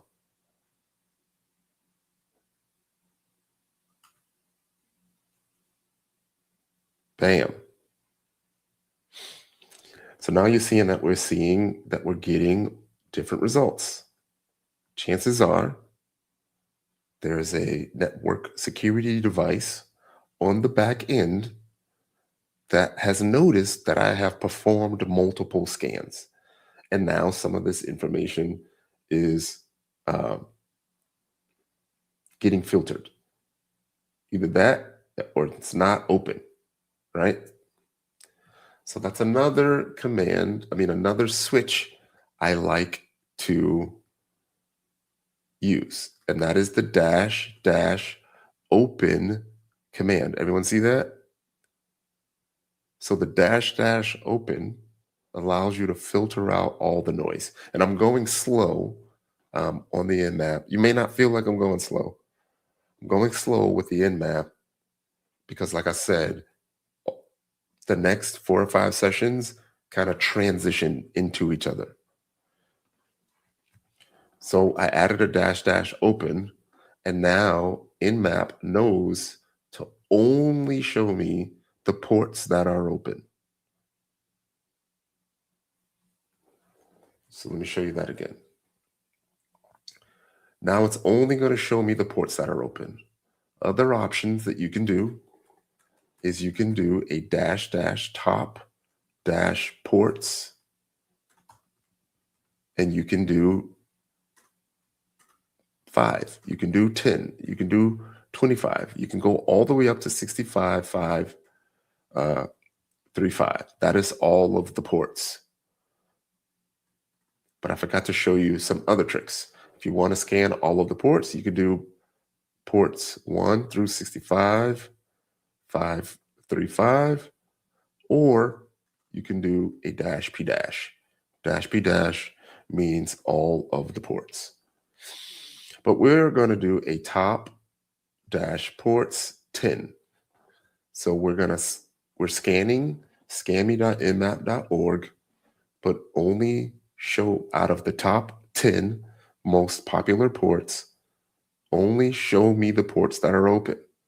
But I want you to be verbose about it. I want you to not ping, and I want you to be fairly quick. And I'll hit enter. So out of the top 10 most popular ports, port 22 and port 20 and port 80 are open. So now let me show you the next phase. The next phase is if I don't put in the --open and I hit enter, it's going to show you the top 10 most popular ports. This is a big hint. You should know what the top 10 most popular ports are.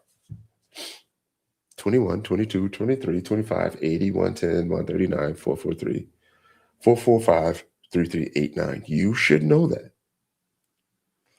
So you'll see that in our results, we were able to see that SSH was open. Port 80 was open. Yes, we know port 21 is FTP. We know port 80 is HTTP. We need some additional information here. And I'm going to show you why this is important. So what we're going to do is only thing that we're going to do is we're going to change this -S, capital S, to an S, capital V. And what the capital V is going to do is show us the version information of these ports.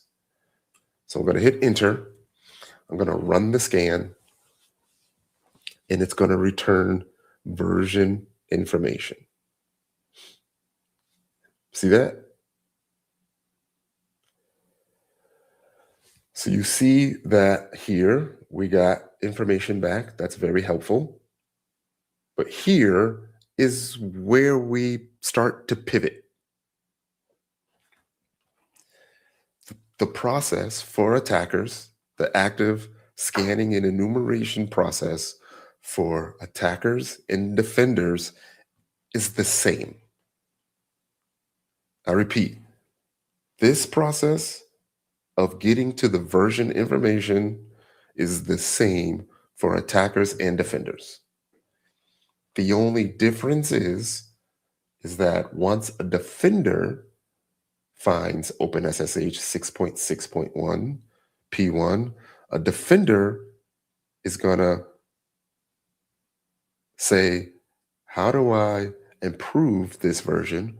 Or how do I find out what vulnerabilities exist for this version? right? What vulnerabilities exist for this version? Attackers and defenders are going to ask themselves the same question. An attacker will say, how do I exploit the vulnerability? A defender will say, how do I fix the vulnerability? And then that's the pivot. Do you want to be an attacker? Do you want to be a defender? Or do both? Like Shannon Sharp would say, capital B, capital O, capital A, capital F, both. All right, so we can clean this up even more. Tell me how to clean that up even more as we come back and add the -- open. Now we're seeing the service version of only the open ports. They're gonna make me look bad, right?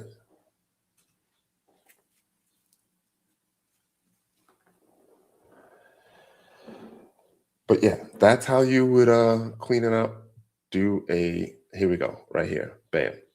It's only showing me the service version of the 2 open ports.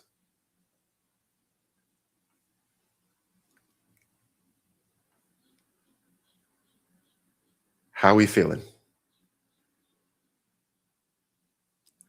I want to hear it, y'all. How we feeling? Because we're gonna get to another step. I want to show you another tool. You do not have to use this tool. Hello, you still there?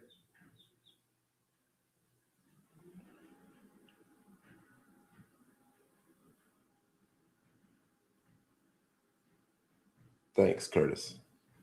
All right. We're not there yet, but I've also, and I'm not going to do it today, right? Because we're just going to stick with Nmap. But what I wanted to show you is that once you get to the point where you start using Kali Linux, when you start using Kali Linux, you're going to start using a tool called the Metasploit database. I've been talking about the Metasploit database. This one right here is 8 years old. It's an hour worth of material that shows you how to use the Metasploit database. And basically, what that is showing you how to use a database within Metasploit to store these Nmap results that you just got. Because the tool that we just used, Nmap, in order to save that information, you have to export that to a file. But in Kali Linux, which you will get to eventually, there is a database that you would create. And then within that database, you would create multiple workspaces. Maybe you'll have a workspace for home. Maybe you'll have a workspace. I'm not saying do this, but nope, I'm not even going to go there. You would have a workspace for your lab environment. I'll just say that. And then it will keep track of that. Not only will it keep track of your results, it would keep track of everything you find, from credentials, passwords, vulnerabilities. Every time you exploit a machine, it will let you know what exploit worked.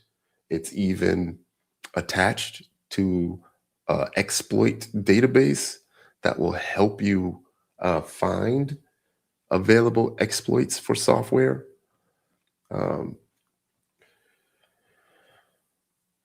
We're still at the active enumeration portion right now. The next phase is the common services threats in attacks. So the next step would be to look at the exploit DB. And we're not there, but this is where we kind of transition. Just so you know, there is a database created This one currently has 46,000 entries that are readily available and work. There's an option here for has app and filters for your different platforms. If you are targeting someone using a Windows device, you filter for Windows device.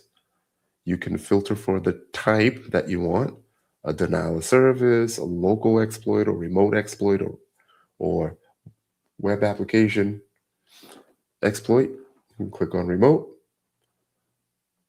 and it will give you 794 different options for remote exploits. Now, you would still have to have the target install this application, but once it's installed, it'll work for the most part.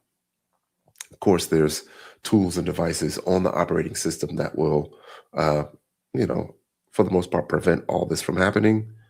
But yes. Question from Andrea. Is it on the Google Drive?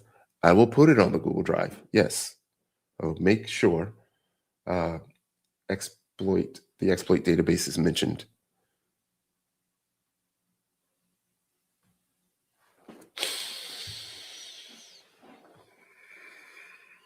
So we talked active scanning and enumeration. We talked Nmap a little bit, showed you the basic steps for how to use Nmap.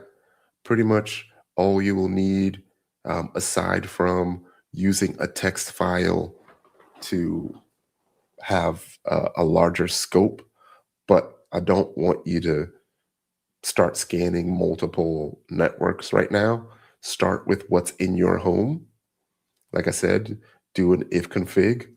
It will tell you what your IP address is, and to scan your home, typically what you would need to do is look at that last octet and just do, like, say your home address is 10.0.6.124, then you could do a 10.0.6.1-255, or you can do a 10.0.6. whatever your IP address is in a /24. So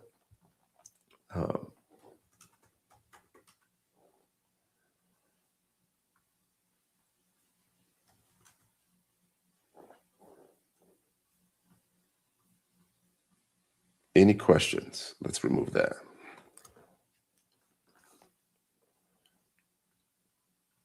Any questions? We were just talking active scanning and enumeration.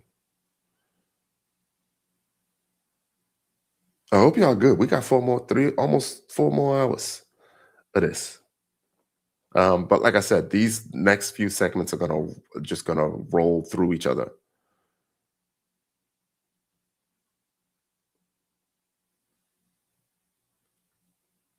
So while you are thinking of your questions, I'm gonna bring up my Kali Linux machine. You do not have to use Kali Linux. I'm using Kali Linux.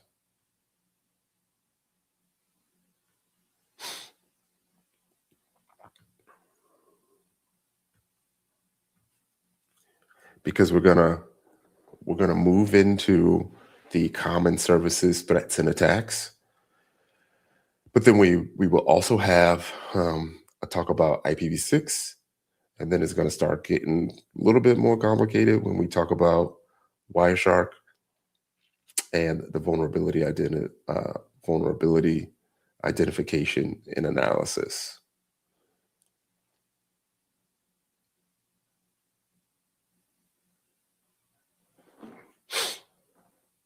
All right.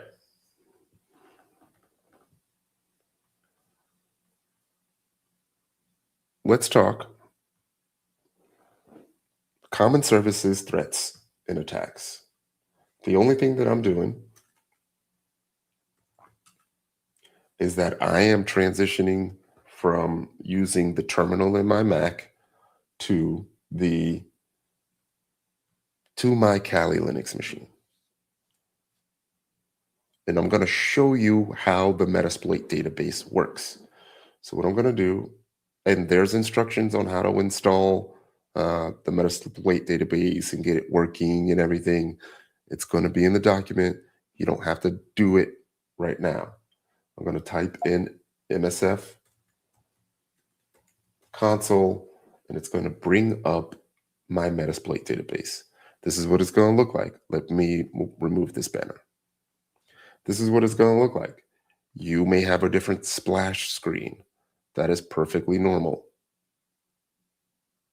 Yes, Andrea and Nmap will have instructions for all of it. When you first bring this up, at any point, you can type in help, and it will give you some instructions on how to use everything, right? Database commands, all that stuff. There's a lot there. Don't let this get to you. Just know that it's there. You can also type in workspace to see what workspaces you have. Currently, I only have the default workspace. You cannot remove the default workspace. It will always be there. You can have information in the default workspace. If I try to delete the default workspace, the only thing it will do is it will remove all of the information in there, and then it will just recreate the default workspace. So let's create a new workspace so you can see what this looks like. So we're going to do a workspace-A. If you didn't know, you can do a workspace-H for help, and it will let you know all of the different things that you can do with the workspace. So we're going to add a workspace by typing workspace-A. We're going to give it a name. We're just going to call it, I like to put the scope in here for the name. So we're just going to call this scammy.nmap.org. So it says added a workspace. So now when we type in workspace again, you'll see that we have a default workspace and we have a scammy.nmap.org workspace. But this little asterisk lets you know what current workspace you're using. Andrea said, is all of this being recorded? Yes, all of it is being recorded, and it will even have timestamps for each of the sections. So you can skip around pretty easily. So I am working from the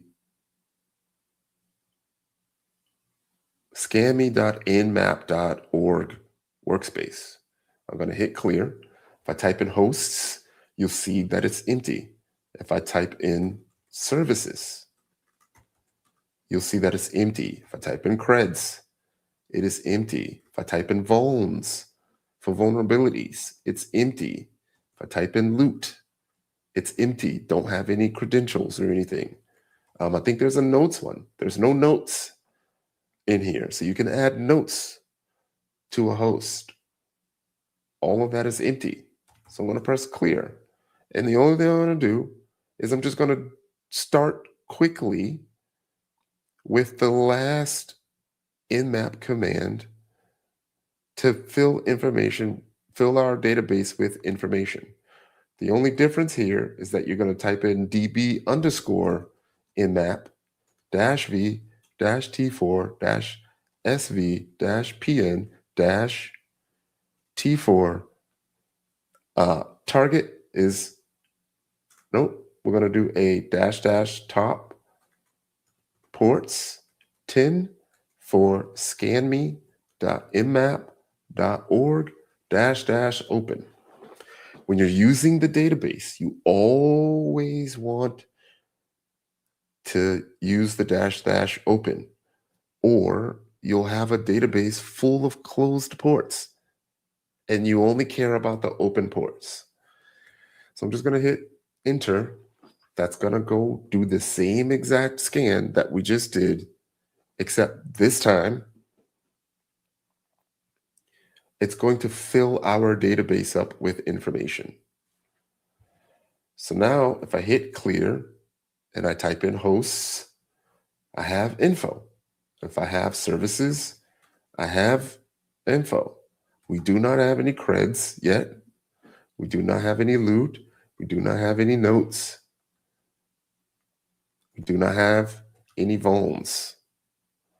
But we have services. You can do a services -H so you can see what commands that you will need or you can use. Let me type in back because I'm currently on SSH login module and yours would be different. So yours would just kind of look like this, just the main MSF module. So I have some services. The more that you discover, the more your database is going to fill. So if you only wanted to see the hosts that have port 22 open, you would do a services -P22. And it's only going to list all the times that it found port 22. It's going to get to a point where you're going to have hundreds of devices in this database. There may be a point where you go on pen test engagements or 150 plus pen test engagements. You have over 100 databases that you, or 100 workspaces that you have used at some point. But of course you got rid of because you don't keep client information, but yes.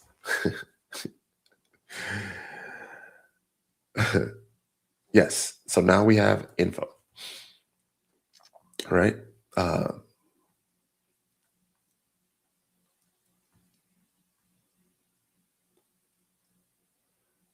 But now we need to know what that info means in terms of common services, threats, and attacks. So let's go through it. Let's do the same exact thing again. We're going to hit enter. But what we'll do is we'll do this. We'll do a workspace -A, and we'll call this one. We don't even care about this, so we'll just do a. We'll just call this trash later scammy.nmap.org, right? Because we're gonna end up trashing this. Basically, what we're gonna do is we're gonna and now you'll see that if I type in workspace, I now have multiple workspaces, and I'm using the trash later workspace now. And now this one is empty, so we got to start all over again. But what I want to do is I want to up arrow so I can go back to the previous command. And I'm going to take out the -- open so we can talk about some ports. All right, so the common services, threats, and attacks. I mentioned that you should know what the top 10 most popular ports are. So here we go. Port 21, FTP. You know that, well, you may not know, but there is a lot of FTP attacks, file transfer protocol attacks. FTP allows you to transfer files, and you can do this with an account, or you can do this with an anonymous account. A lot of the times you'll find anonymous being available, where you can just simply do an FTP to an IP address. It'll ask you for an account, and you can use anonymous. And then sometimes you won't need a password, but it's not available. So I'll show you. Inside of Kali Linux, there's modules that you can use. Use auxiliary, scanner, FTP. There's a ton of different FTP modules that you can use. So if you wanted to scan, if you wanted to see if scammy.nmap.org has anonymous FTP available, you can. If you wanted to see the service version, you can. So the auxiliary modules, there's hundreds of them, work in the same fashion as Nmap, but this tool, Metasploit, takes it a lot further. So we'll use anonymous. And don't let this scare you. We're going to do a show options. Only thing you need to worry about is all of the things that are required. So you'll see that my port is already set and my threads is already set. So we're going to set my R hosts, which is the target, to scamming.nmap.org. We're going to hit enter. We're going to hit clear. I'm going to do a show options again. I know I'm going pretty quick, but I just wanted to show you that all of the things that are required, yes, have an entry. Yes, we know the threads. Yes, we know what port we're targeting. Yes, we know the R host, which is the target host. And we're going to hit run. And it's going to let us know if anonymous FTP is available for this target. If you've been paying attention, you know that port 21 is closed, so we shouldn't get any results.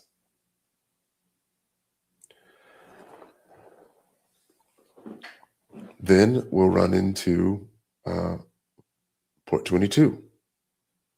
While this is running, of course, you can open up a new tab, Shift Control T. We'll open up a new tab, so you don't have to stop there. You can have as many tabs as your machine will allow open.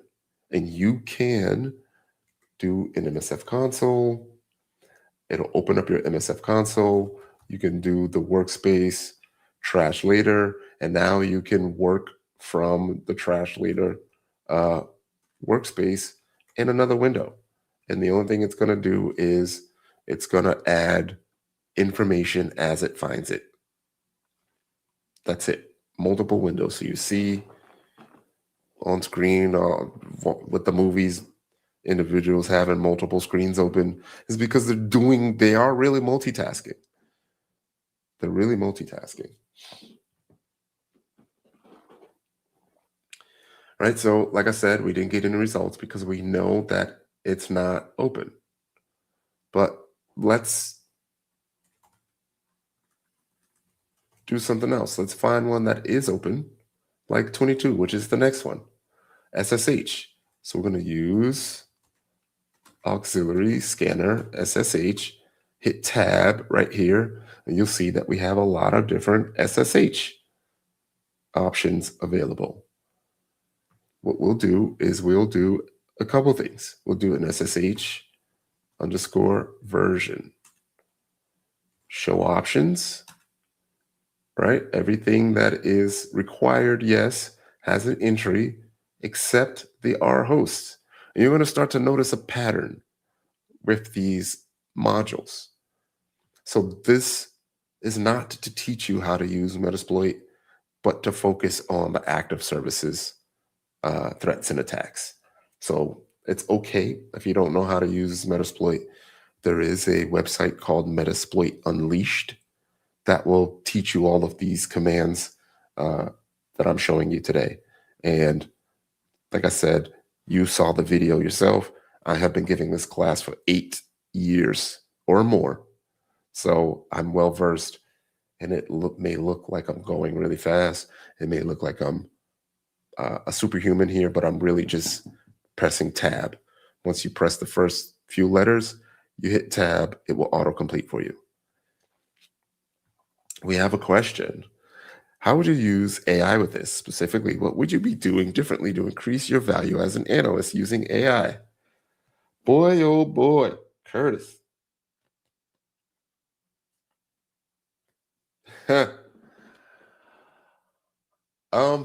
I'll tell you really quick. Claude AI has the ability to look at these results that you give it, either by a screenshot or by exporting the results to the database, importing it to Claude. Claude will tell you everything that's going on.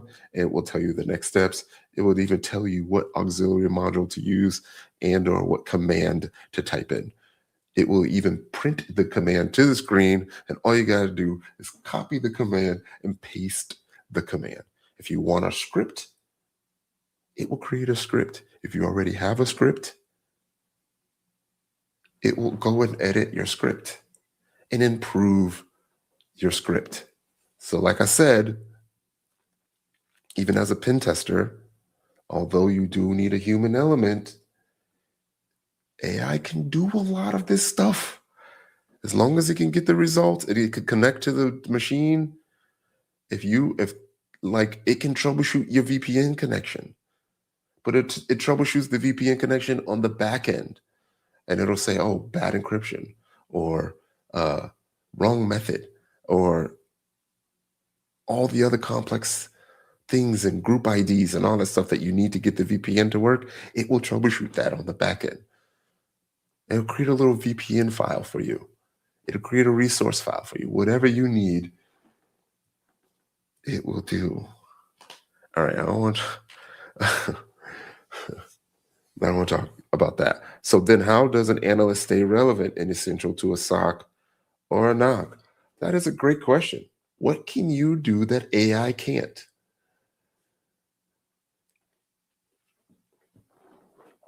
Speak to the crowd, consult, do the debrief. They don't even need you to do that. It'll create a beautiful debrief slide deck, a beautiful debrief document, one pager, whatever you need, a glossary, however you want to design it, your templates, your logo, your color scheme, your brand, your personal tone of voice. The more you speak to it, the more it learns you, the more it starts to speak like you. AI still needs human oversight. Yes, I'm not gonna dispute that. Even Claude will tell you, hey, I make mistakes. You may want to double check. So don't totally rely on AI. But back to here, we're gonna set our hosts to scanme.nmap.org, and we're gonna run this, and it's gonna give us some information, some SSH information. So now when we type in services-p22, we're getting more information. We're also seeing that it gave us an IPv6 address, right? So not only is it running IPv4, it's running IPv6, and we're going to get into that shortly.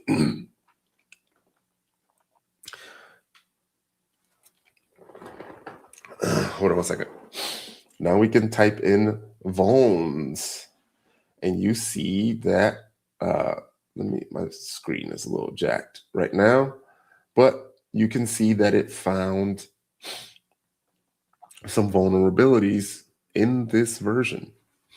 And here's some additional information to go and look at. Hold on one second.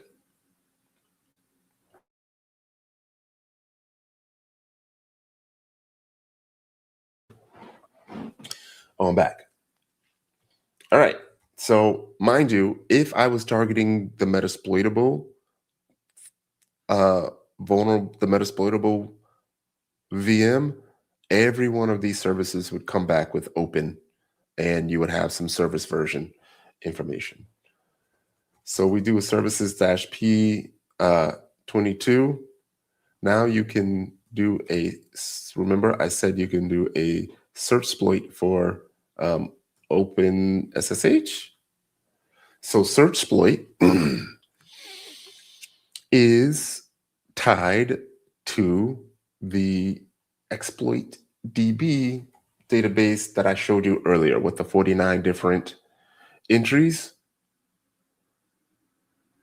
So let me stop this screen, and what I'll do is I go back to here, And the same way that I typed in search exploit open SSH, search exploit is just basically telling Kali Linux to search this database. So if I type in open SSH here, I will get the same results that was in my Kali Linux machine that you saw earlier.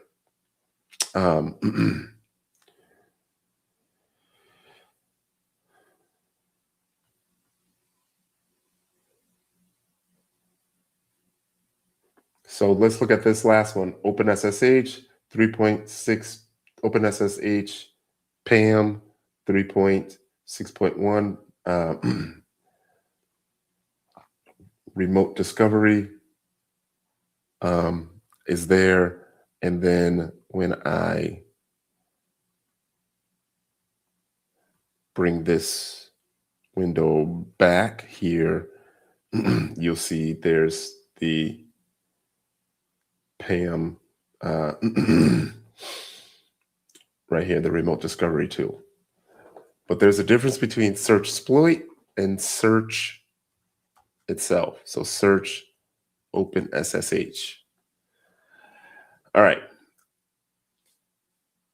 What I'm showing you is let me show you this. Let me show you this just so you can see. This is, if you remember, this is the original splash screen. Remember I told you the splash screen would change, it would be different.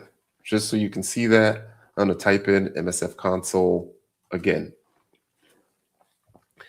And you'll see that this splash screen is different than this splash screen. This one's showing me a duck, but it's showing me what I have available on my machine, 2,623 exploits. We'll just focus on the exploits for now.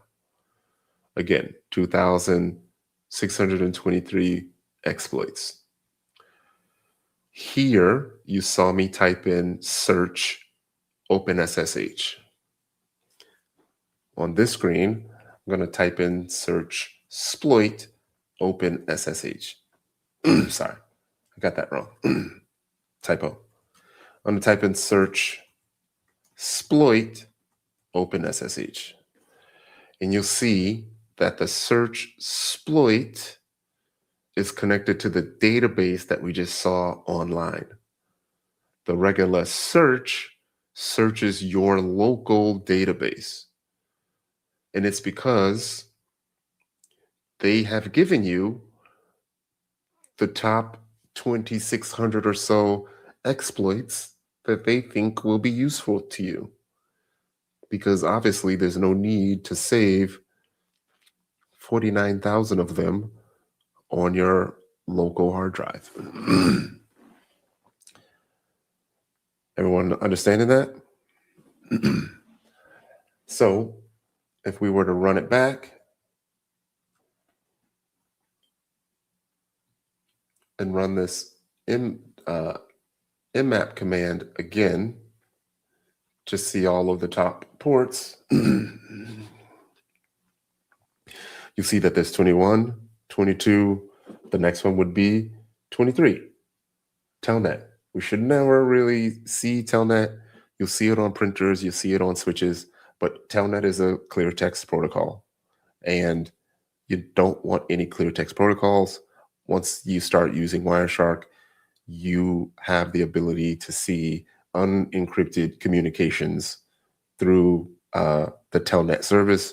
So if anyone telnets to another device and they use the username and password, if you have Wireshark running and you're able to capture that traffic, then you're going to see that username and password.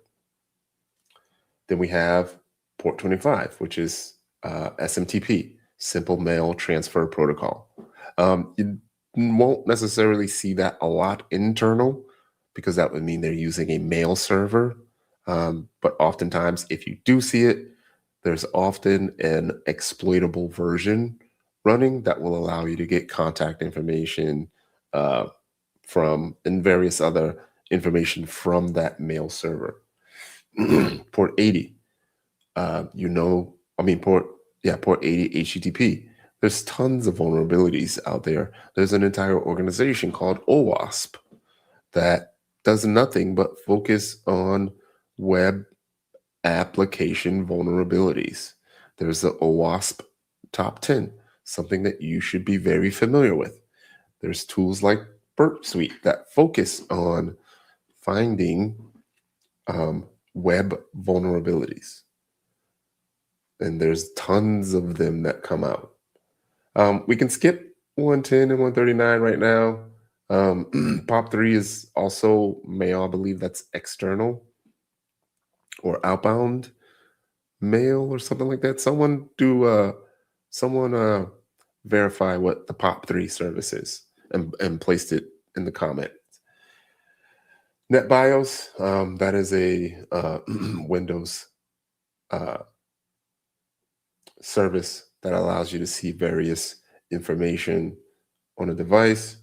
445 is also a Windows related service. Chances are it's a Windows machine. If you see 445 on a Linux machine, that means it's a Linux machine that has installed some Windows components. If 445 was open, you would see things like what operating system it's using, Windows 10, Windows 11, Windows 2012 server, what have you. That's the service version for that. Because Windows is what, 75, 80% of the market now, a lot of the attacks will be related to these Windows services, 445. Let's look. Use auxiliary scanner.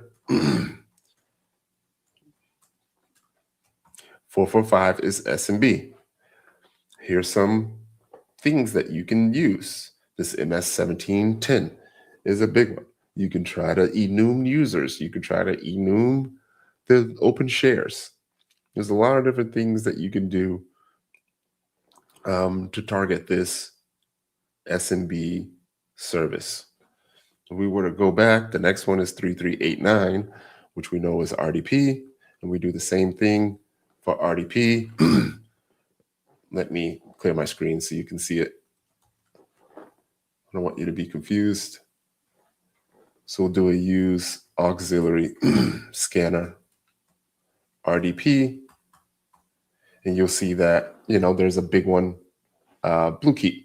There's an MS12 020 check. There's an RDP scanner check. And you can continue to do this for all of the different services that you saw. Use auxiliary scanner. And if you hit tab here, you're going to get 652 different options. So it's a lot of different options. And if you want to see all of the options for the modules, there's 1,300 different possibilities. So again, I'm not here to teach you how to use Metasploit. You can go and take a look at Metasploit Unleashed, the Metasploit Unleashed site to get well versed. You can also look at our video from 8 years ago, Understanding the Metasploit Database. That will also get you caught up to speed. But the focus was to look at the common services, threats, and attacks for a lot of the main services. How are we feeling? How are we feeling? Again, we're almost at the 3-hour mark. I want to say I appreciate you for still being here, because we're almost at the halfway mark. Because I know we're on part 6 of 16, but the other ones are gonna kind of fly by because they kind of intertwine with each other.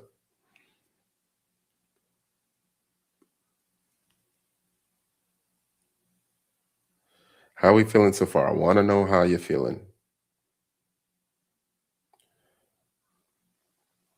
I know that was kind of a lot. Let me reward y'all. So go there. Matter of fact, let's here, put the QR code and go to cover 6, go to the website. Matter of fact, I think you can just go here, right? That'll take you to the courses page. You can use this coupon. There's a bunch of free courses there. There's cert exam, practice exams there. All of our practice exams mimic the real life exam in time allowed and the amount of questions.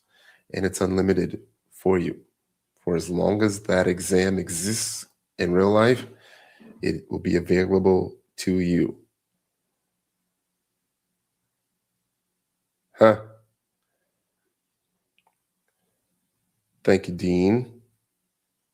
And I saw some earlier comments that I didn't get to address. My bad. Somebody said something about attending the in-person workshop, and we're going to bring those back. We are. It's just, as much as I want to do it, I can't. I know that I can't do it. So who was it? Curtis. Has anyone been in person? Tuh. That was fun. Curtis said I hacked his Facebook. Yeah. So, all right. There used to be this Facebook tool, this open resource Facebook tool, where it allowed you to see the back end of Facebook. And you can get let's just say,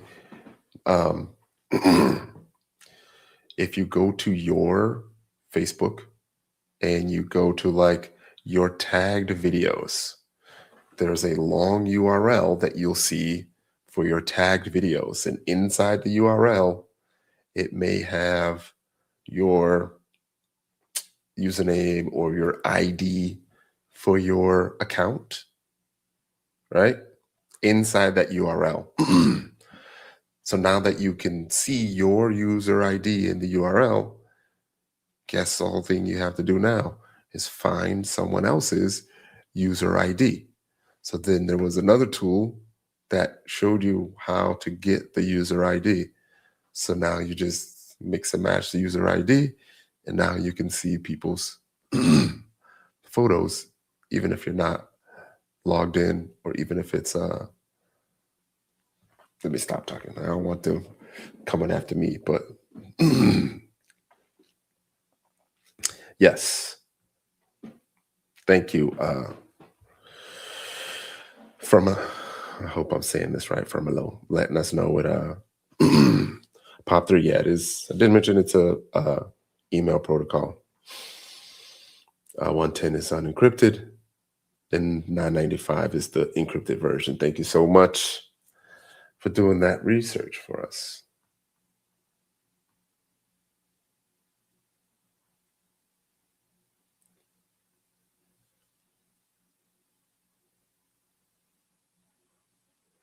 I'm going to keep going. I am going to keep going. We're so close. We're so close right now.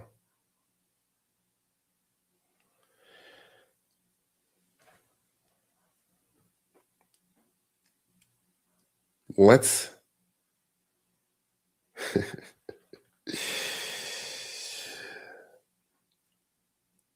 talk IPv6.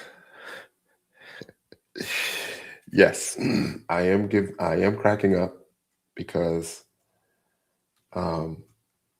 IPv6 is kind of why we're here. You may or may not know that One of the reasons that we even had a meetup group is because I worked for a company that was creating their own IPv6 firewall. I don't want to say the name of the company, but I was on that development team. And we started doing research on IPv6 in order to know how to create these rules in the firewall. And then I started learning about IPv6. And once I started learning, I felt like I needed to tell the whole world about it. And I felt like I was trying to tell the whole world about it, and no one was really listening to me. So if I bring my screen up, I want to point out a few things.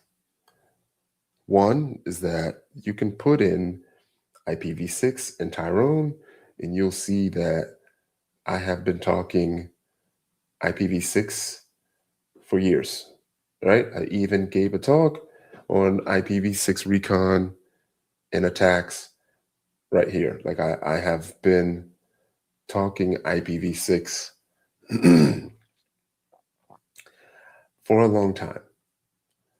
And the reason is because this chart right here is the IPv6 adoption rate for the internet.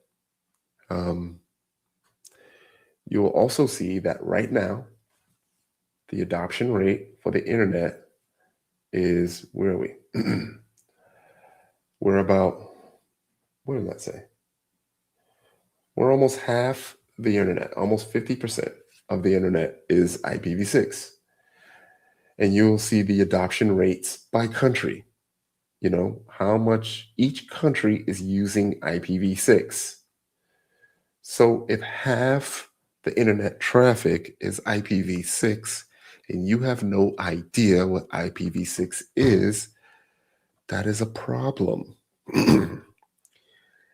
I distinctly remember being in the office when we reached 1% of the internet. I remember celebrating in the office, saying, people are finally catching on. We're at 1%. Yes, we're at 1%. But you know, 1% of the internet is barely a blip. But clearly, I'm letting you know right now, half of the traffic on the internet is IPv6 traffic. So what is IPv6 traffic? If you don't know what it is right now, imagine waking up and someone telling you that you are bilingual. Not only are you bilingual, but you have been bilingual for almost the last 30 years. Ever since IPv6 was around, it has been incorporated in your operating system. When you go to ifconfig, you see these long strings of numbers, and you just kind of bypass it or ignore it. That is IPv6. The best way to explain IPv6 is you have another door on your home that has been there the entire time. You see it. Maybe you thought it was to a shed. Maybe you thought it was to a utility closet or electrical closet or something. But no, it was to your home, access to your home. Not only that, people have been coming in and out of your home, pinging your home, scanning your home all this time. You can go out that door if you want. You know, matter of fact, once you go out that door, things would be a lot more easier for you and secure for you. IPv6 is like, imagine every street, road, highway you ever drove on, there's another one directly underneath it that not too many people know about. And not only is there another road, there's about 340 or so decillion more available roads. All right, so real talk, the reason why IPv6 came out is because we realized that with the current IPv4 addressing scheme, that eventually we're going to run out of IP addresses. And we're out of IPv4 addresses. So we needed a new scheme that would account for the increase in devices that are connected to a network. You know, just alone in your house is probably 10 to 20 devices connected to a network. And the goal is for every single device in the world to have its own IP address. IPv6 is a little bit or a lot different than IPv4. There are some things structurally that IPv6 doesn't do that IPv4 does do. Not to get too complicated, but IPv6, focus is the source IP address. Is it for me or not? NAT breaks host to host communications. When you NAT, you are sending traffic from one network to another network. And in IPv4, it has to inspect that packet and send it to the proper place. NAT is the best way to explain that is like, imagine you live in an apartment complex and I send you a package. With NAT, my package is going to go to the office. And then the office is going to say, hey, you have a package. Come and pick up your package. And then you go get your package, or they just send your package to the front door. With IPv6, every single apartment in the apartment complex has their own distinct address. So when I send a package to you, it bypasses the office and goes straight to you. Wouldn't you prefer that? Wouldn't you prefer people you don't know looking at your packages?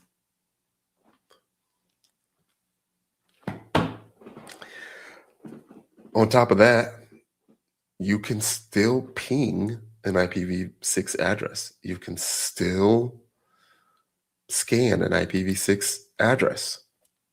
On top of that, there's a suite of tools called the IPv6 THC, the Hacker's Choice Toolkit, is what a lot of my IPv6 presentations are based on.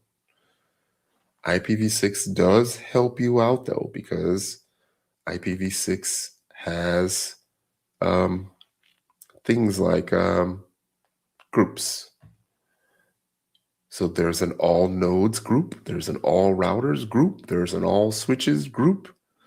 So because you have this crazy amount of available IP addresses, you can't scan a range of IPv6 addresses because it won't finish in your lifetime. But every time you join an IPv6 network, you get put into a group. So you can ping the group.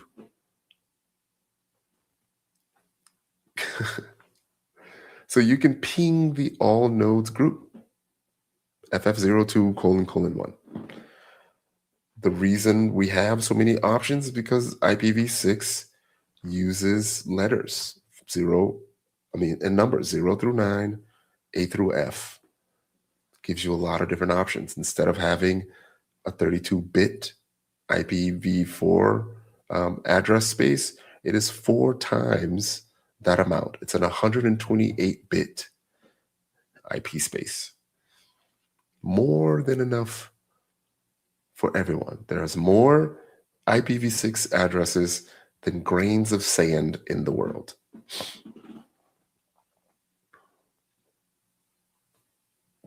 So I don't want to touch on it that much, but what I will do is I will incorporate IPv6 into the next topic which is Wireshark. And with that being said, I'm going to show my Kali Linux machine again.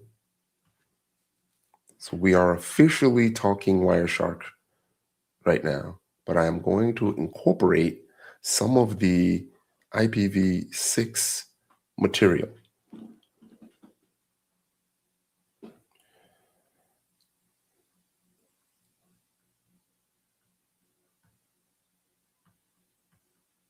Bam. I'm going to open up my Kali Linux machine again.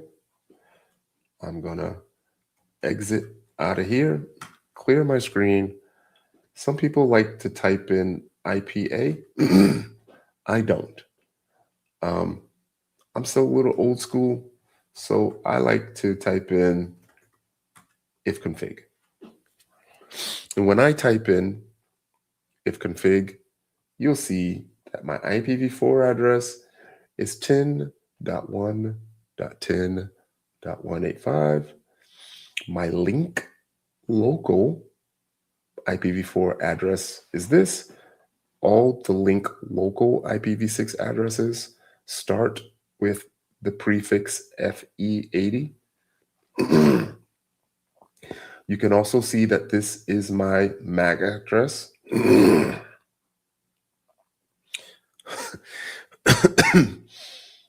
And you'll see that my MAC address is baked into my link local IPv6 address. So if I change my MAC address, it's going to change my link local IPv6 address, meaning I cannot deny that the traffic came from me, another IPv6 capability. Pretty cool, right? So you can ping, so the options would be Nmap-6, ping-6. Most of these tools will have a -6 option to know that you are now targeting an IPv6 network, which means it's time to use the IPv6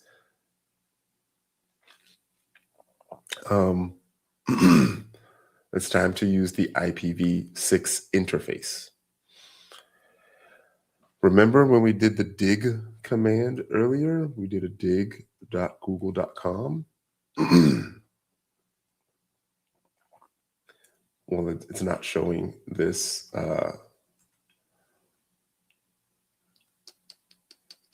Wow, I can't think of the command. Over time, you're going to end up knowing about 30 to 50 different tools. So it gets a little bit difficult to remember them, especially as you get older. But what I want to do right now is I want to open Wireshark by typing Wireshark and ampersand. Once I type in the ampersand, what will happen is it will open Wireshark like as a background service. This is what Wireshark looks like on the Kali Linux machine. Wireshark is free. Let me get rid of this banner. Wireshark is free. Wireshark is your protocol analyzer.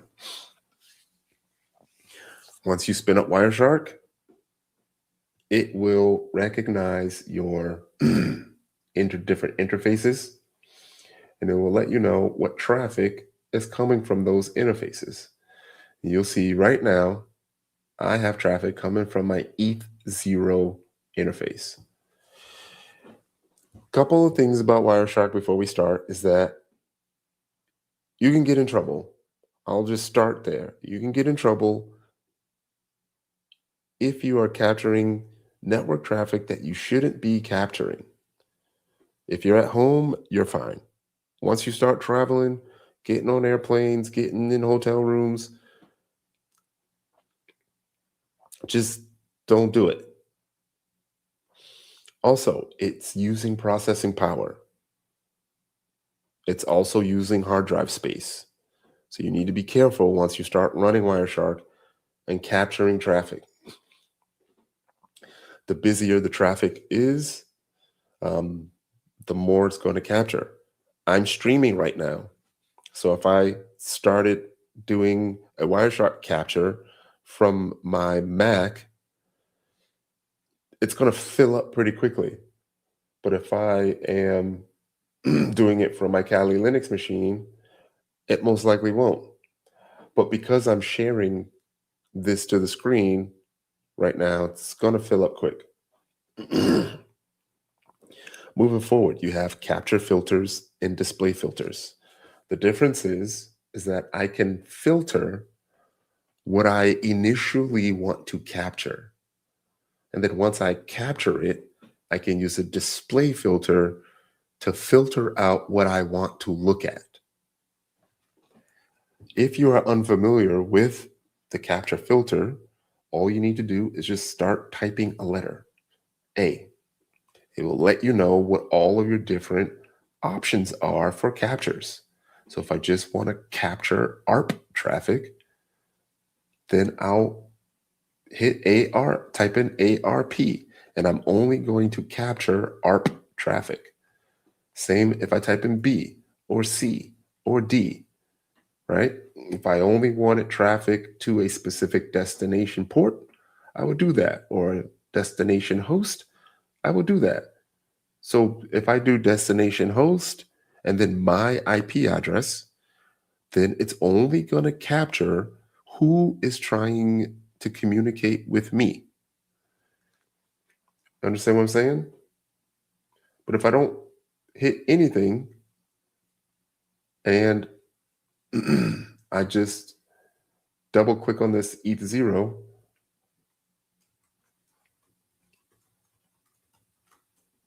it's going to start capturing traffic.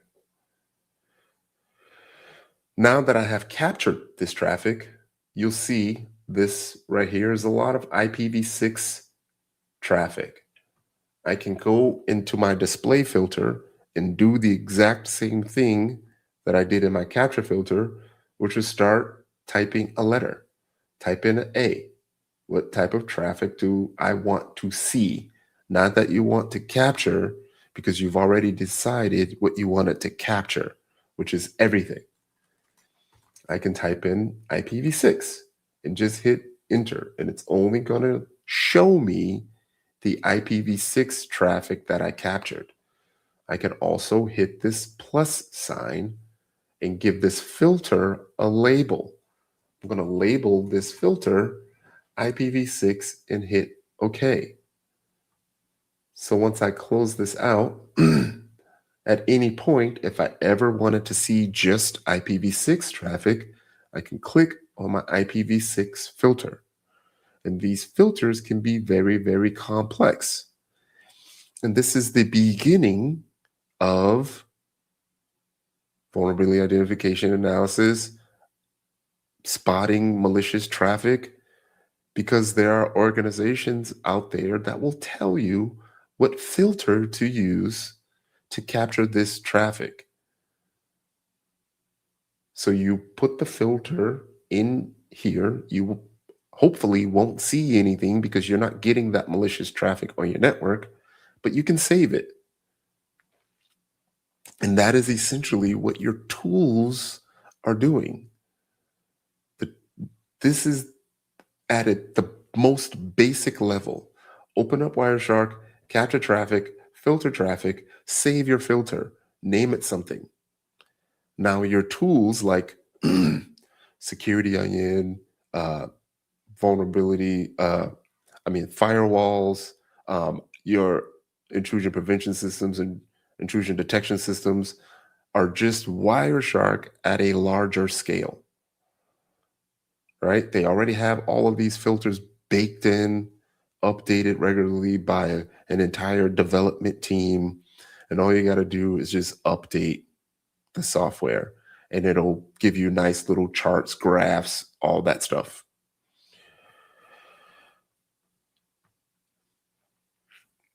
Got a comment. By default, is Wireshark capturing only traffic to your local device, or is it reading all the traffic on your local network?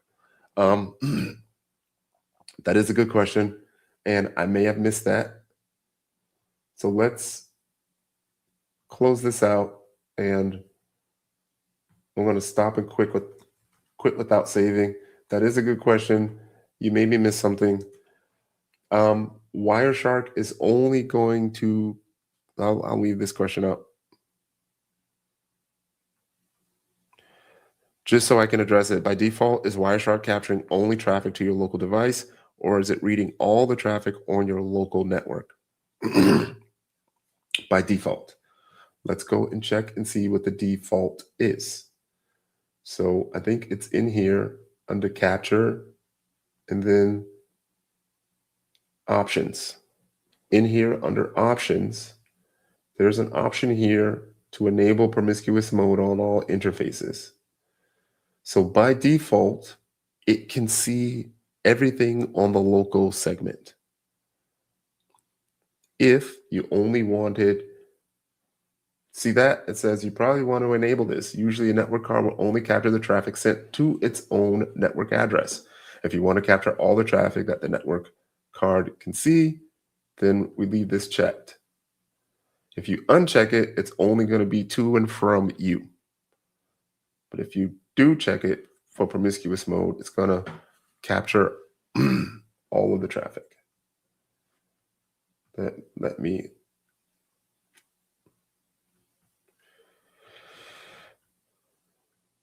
hover over that one more time, right?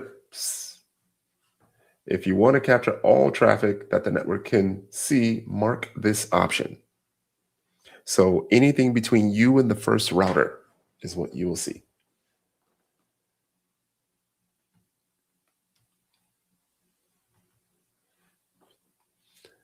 All right, so we're capturing traffic. You can do things like DNS, right? And capture all the DNS traffic. I don't have any DNS traffic right now because I'm not searching for anything.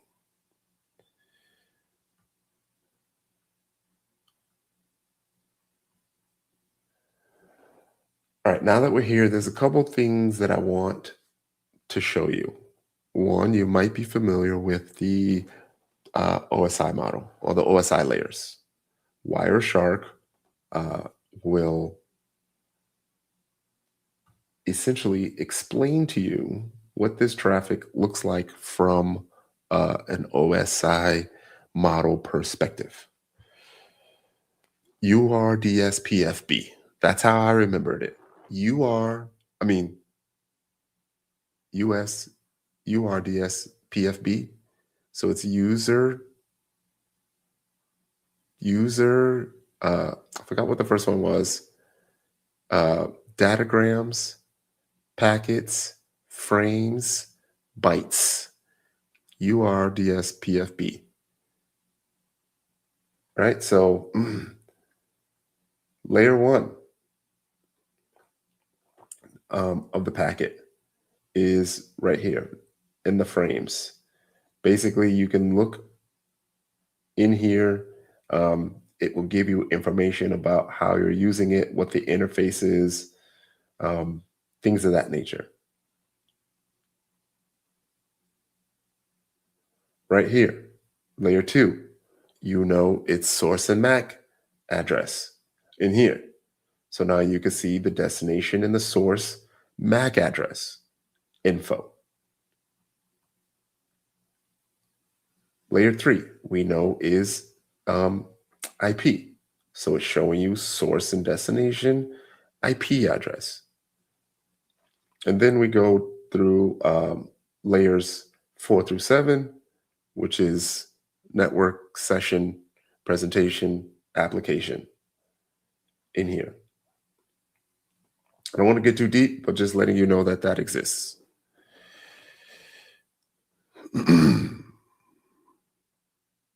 No problem. UDP traffic. Good question. Memoirs inside me. If I want to see my UDP traffic, type in UDP. There's all my UDP traffic. Matter of fact, let's save this because you asked. Let's save it as a filter. Call it UDP. So if I want to see UDP traffic, bam. If I want to see IPv6 traffic, bam, bam. Too easy. Too easy. The next thing that I want to show you all is that you have the option to look at all of the statistics. So we're going to go to statistics and we'll go to conversations. And it will show you all of the conversations that are in the current capture. Right? Everything that you have captured is in here. So it's broken down by Ethernet, which is your MAC address. If you want to look at MAC addresses, IPv4 addresses that are captured, source and destination. You can see who your biggest talkers are, who ain't saying much. IPv6 address, TCP ports in use, UDP ports in use. Now, we did get the questions from Memories Inside Me about UDP. Let me show you something else. Let me show you the next step. Now, what we can do is we hit UDP, and if we go to statistics in conversations, there's an option here that says limit to display filter, meaning only show the conversations that match the current display filter, meaning it's only showing me statistics of the UDP traffic. See, a lot less information there. If I uncheck this, then it's going to show me everything again. So you grab the filter for a reason, might as well put that reason to use and just go to limit to display filter. Now it's only showing the information that is that's connected to your display filter. And like I said, there's multiple options here. They can be very complex. You can do things like UDP and this, and you'll see that it's colored. So if it's a filter that will not work, it'll be one color, and I'm colorblind. But if I do and ICMP, now it changes to green to let you know that that is a filter that will work. And this is the same concept for the capture filter. If there was a couple of other things that I wanted to show you, aside from the statistics, is your ability to export objects. So if you were to capture images or anything in your HTTP traffic, you can do something like HTTP capture, and you can export the objects. Maybe you can get, pictures and such. On the Wireshark site, there are sample captures of PCAP that you can do and look at.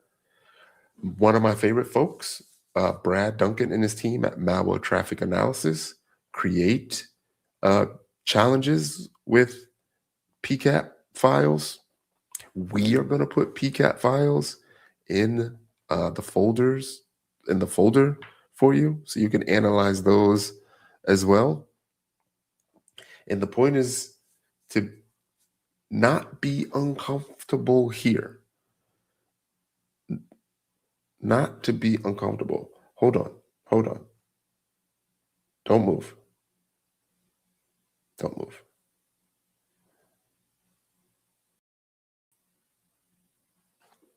Hold on one second.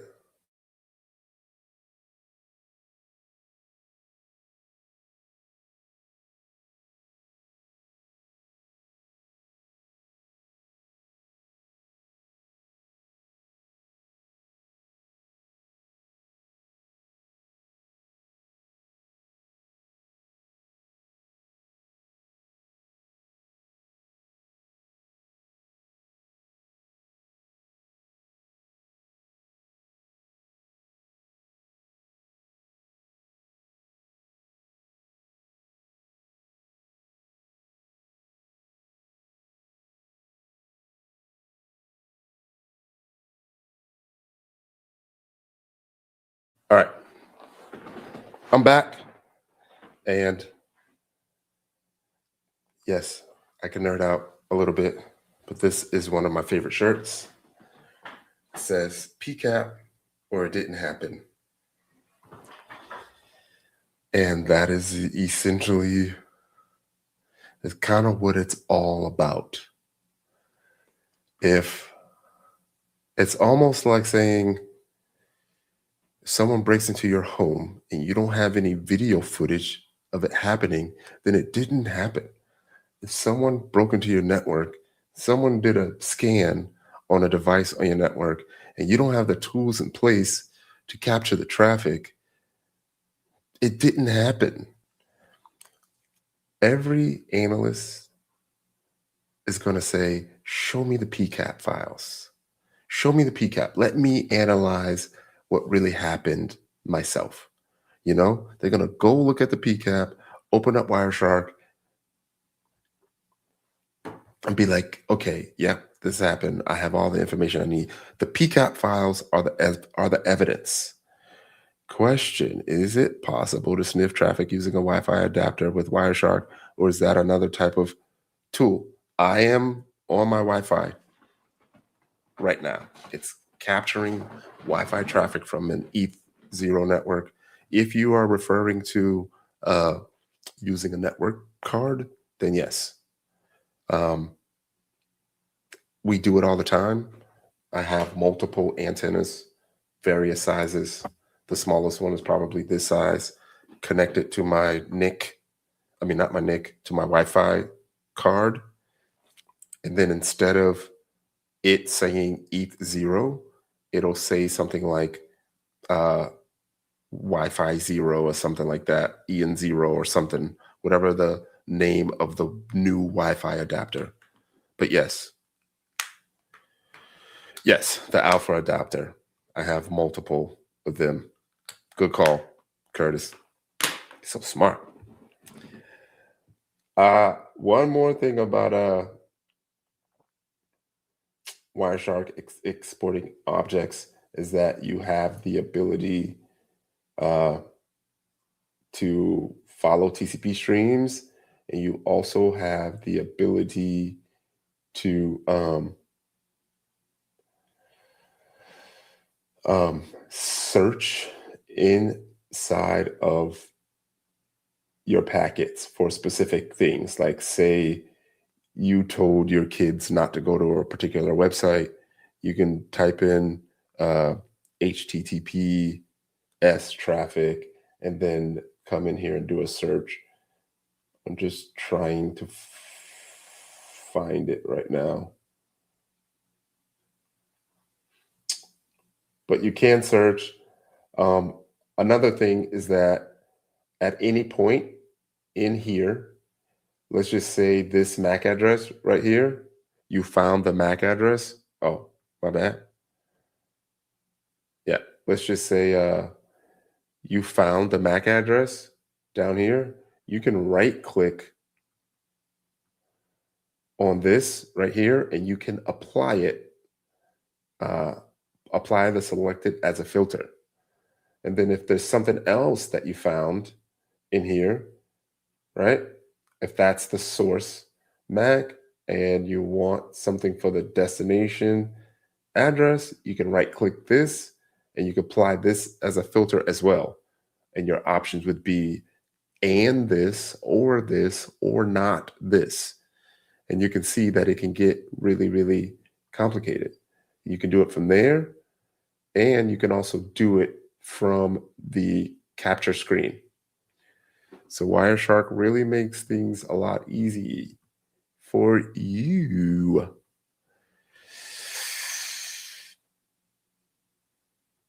How are you feeling? That was just a touch. Wireshark. We can't go too crazy with it. We're going to talk vulnerabilities, identification and analysis, which we already did just a little bit, and then we will talk exploit fundamentals. which will also lead to post-exploitation. And then things are just going to get a little bit easier from there. So to recap everything that we have talked about in the last 3 hours and 30 minutes, we had the welcome and what to expect with things that we have going on. We talked about what is cybersecurity. We talked about setting up the home lab as well as passive recon and open source intelligence. We talked active scanning and enumeration, common services, threats and attacks, IPv6, and finally, Wireshark. So when it comes to the modules, we just finished module 8 of 16. So I want to thank you. I want to thank you. So we were going to go 3 hours. We're at the 3 hour and 30-minute mark. But these last 8 modules are not going to be 2.5 hours. So now with that, we're past a little bit of the halfway mark. How are we feeling, y'all? How are we feeling? I'm not even tired. I'm not even tired. I don't feel nothing. Been in this game for years. It made me an animal. So we're at where am I? Year 30. I joined the military in February of 1996. Almost 50. I've been doing this for a while. For those that have come late, I told you that I recently invested in myself last year, and I graduated from Carnegie Mellon's Chief Information Security Officer course. So I've been there. Everything that you are experiencing right now, if none of this makes sense to you, I've been there. I've been in the labs. I've been a lot of dark days, dark nights. I realized that I counted all of the money that I spent on offensive security, $14,000. $14,000 since 2018. Trying to invest in myself.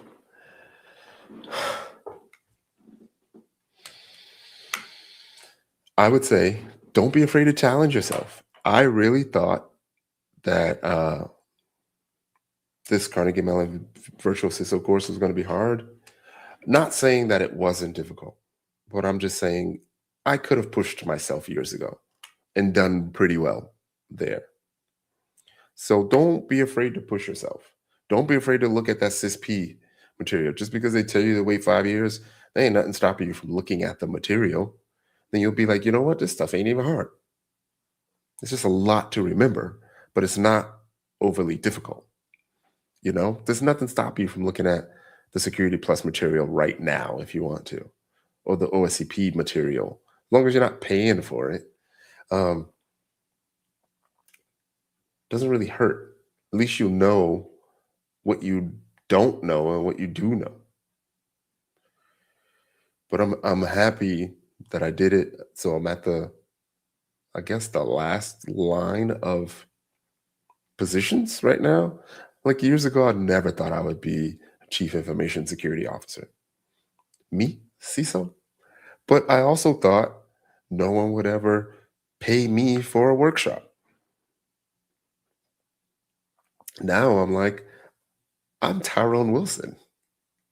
And that may not mean a lot to a lot of people, but I know what it felt like to start an LLC and then be like, now what? Like I don't even know where to go or where to start. And now I literally cannot get off my machine because there's so many things that I'm working on. So, like I said, treat this journey like a 401k. Keep contributing to your knowledge. It's going to snowball eventually. And then that compound interest is going to be amazing. You're going to eventually realize who you are. The light bulb's going to come on. You're going to start to feel amazing about yourself. And I want to get you there.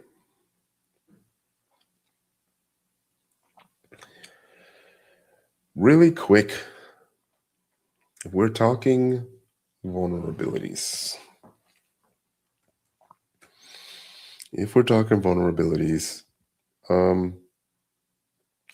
this one is something that I really don't have to get too much into. Let me change this banner. So we're at the vulnerability identification and analysis portion. For the most part, when it comes to vulnerabilities, the tools will do a lot of the work for you, right? So you might not even need my screen that much. The tools will do a lot of the work.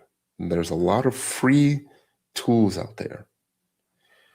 Nmap, what we just saw, has additional options. Nmap has an Nmap scripting engine. In the documentation, we'll show you a lot of the options that you can use in Nmap that will help you identify a vulnerability. You also saw earlier that using the Metasploit auxiliary modules in the check modules,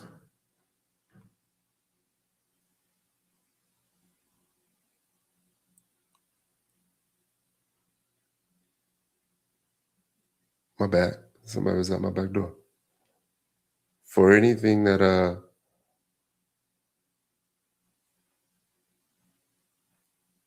anytime it detects a vulnerability, it will just show up in the vulns. You also have tools that you can use, like the Nessus Essentials. Nessus Essentials, you can go and look that up, is free for the first 16 IP addresses. So I would suggest, and there'll be instructions on how to do this, I would suggest signing up for a Nessus Essentials account and scanning your network using Nessus. You're not going to break anything. Only thing you do is get a Nessus report. What we'll do is we'll put a copy of the Nessus report for Metasploit. Remember I told you Metasploitable was the punching bag of machines. That's the machine that you could practice doing the vulnerability scan on. And just like we said, that is where the pivot happens. Once you identify the vulnerabilities,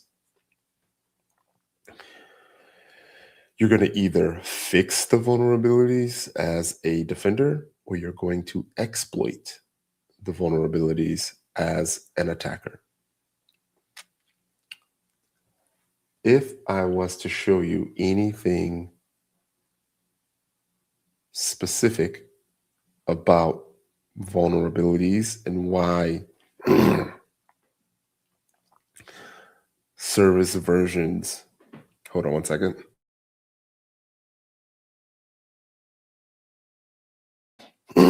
And why service versions matter is if we come back to the exploit DB database, or if you were in Kali Linux,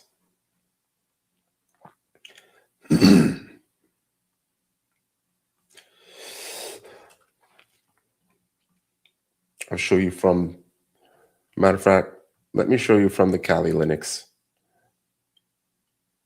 first. Let's just say we did find a service called Pro FTPT. And you'll see that on our machine, we have 16 different options of service versions of Pro FTPD that we can target. Right?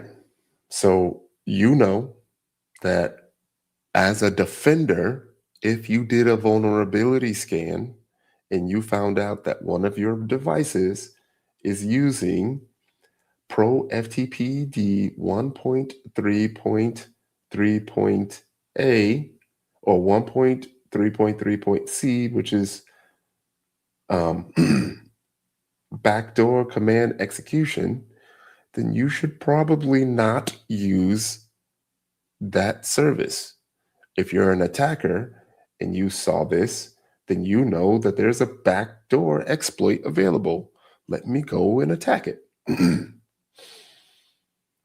So doing the search, we have the 16 options on the website.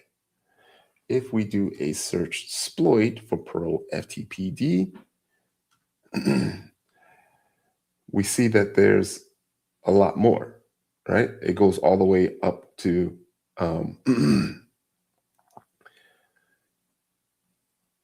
yeah, there's a whole lot more. So this matches the website. If we do a search exploit-w Pro FTPD, it will tell you what URL to go and find this exploit. So what that does is share the screen, come back here, and we type in Pro FTPD. Let me get rid of these filters. These are all of your different options. And if you were to click on one of those, it matches the URL that we just saw in Kali Linux. Now you can read up on it. You can see who was the author of this exploit. See, you can reach out to them, ask them questions, and then over time, you start to become friends with them. And they might have some custom stuff for you. People are constantly working on 0 days. People are constantly targeting all of the fixes that come from Microsoft Tuesday. You have Microsoft Tuesday, the very next day is Exploit Wednesday. There's a whole new set of exploits that come out, which is why, like you just saw, there's 44,000 available. And they just have been accumulating over the years, which just means that as a defender, there's so much more that you need to be aware of. And I always ask people, like, you sure you want to be a SOC analyst?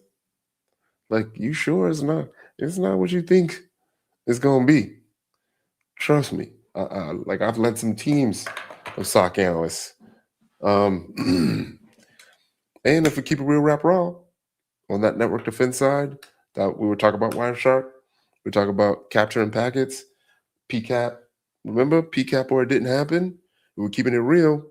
The longer you stay in this, the longer that you're going to see some things that you shouldn't see or that no human should see.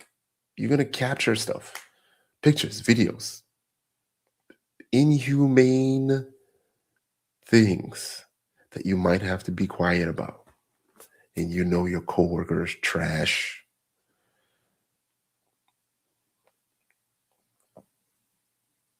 Okay, yeah, I'm back. I'm back. So that was the quick and dirty of the vulnerability analysis. We're on the page still, so let's talk the different exploits. I talked about it recently, and I'm sure you can see. I don't want to demo because YouTube frowns upon exploitation and post-exploitation demos. Anything that shows you how to hack something, YouTube is going to, you know what I'm saying. But essentially, let me show you my screen. These versions of software matter. Pro FTPD 1.3.5.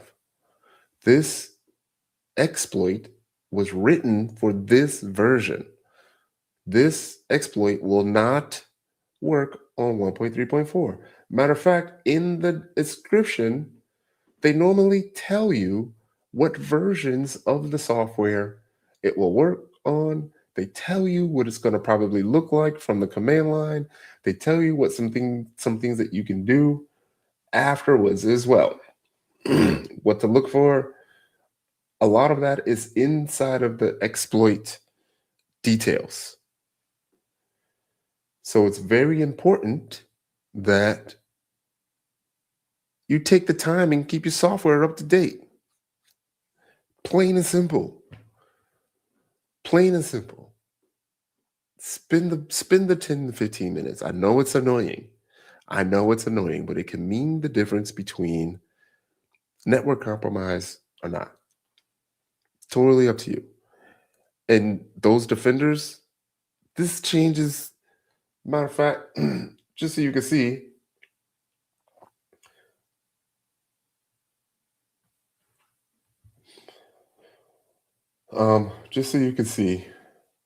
let's take this out of here. 46,000 entries. What's today's date? So you'll see here sometimes there's 5 exploits that come out in one day, which means you got to be aware of those. You got to be aware of those. Network defender. As an attacker, I could take my time learning them. As a defender, you can't. There's no days off for you. I mean, clearly take some days off, but you know what I'm saying. There's no days off. And you may get to a point where you don't want to go on vacation. You might be a one-person shop, 2 people in your shop, and if you take 4 days off, you just saw now you're 20-something exploits behind that you need to learn about. And that's just exploits. That doesn't count all of the reports that come out from all of the different agencies, right? Because all of the different agencies, what they do is they have a team that does vulnerability analysis and research. They identify things that have happened on their network. They will write a report on it, and then they will share that information with other organizations. If you're doing it at the secret level, it's called the Intel Ops Roundup. You may or may not have met someone in charge of keeping all of those organizations in sync, deployed, and on site. So that was my job at JTF Joint Task Force Global Network Operations. It's now called US Cybercom. And my job was to trying to word it right. Was to brief all of the other organizations. How do I say it?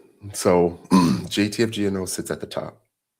Everyone else sits below JTF. Everyone is briefing JTF. I'm at JTF. So I need to be aware of everything that's going on under our sub organizations. We are in charge of all of the network intrusions for all of the global network operations. And I was the Fusion Cell team lead. Yeah, those were the days. So I did that here and while I was deployed. So now I'm in charge of all of the network intrusions for all of Iraq. So all this stuff that we're seeing and talking about, imagine it on a global scale. Imagine what that looks like now with what is going on in the world. Imagine the new threats that we have to be aware of from a cybersecurity perspective. And we talked about cybersecurity at the beginning. What we haven't touched on was the information exchange piece. Yes, you are doing all this for your organization, but you also need to spread that information around. It's almost like if you go to Vegas and one person does something bad at a casino, that person can be banned from every casino in Vegas by the end of the day. Why? Because all of those casinos are sharing this information. And it happens on the cybersecurity uh, perspective as well. There's roundups, there's information shares, there's conferences, there's secret teams meetings, right? They're happening. Learn about these organizations. Learn about who are the main ones? DISA. I can't think of the name right now. I'm drawing a blank right now. You should know who Dernza is, who the director of NSA is. You should know who. Oh man, I can't. Someone help me out. I can't think of the name right now. But there was a big deal during the elections. They were in charge of letting us know that nothing is going on with the election results. They're like the head organization. I just can't think. I know it's got a simple name, but I know it's not NIST. I know it's similar to NIST, but it's not NIST. Someone help me out. For the post-exploitation fundamentals, so I'll just talk to you.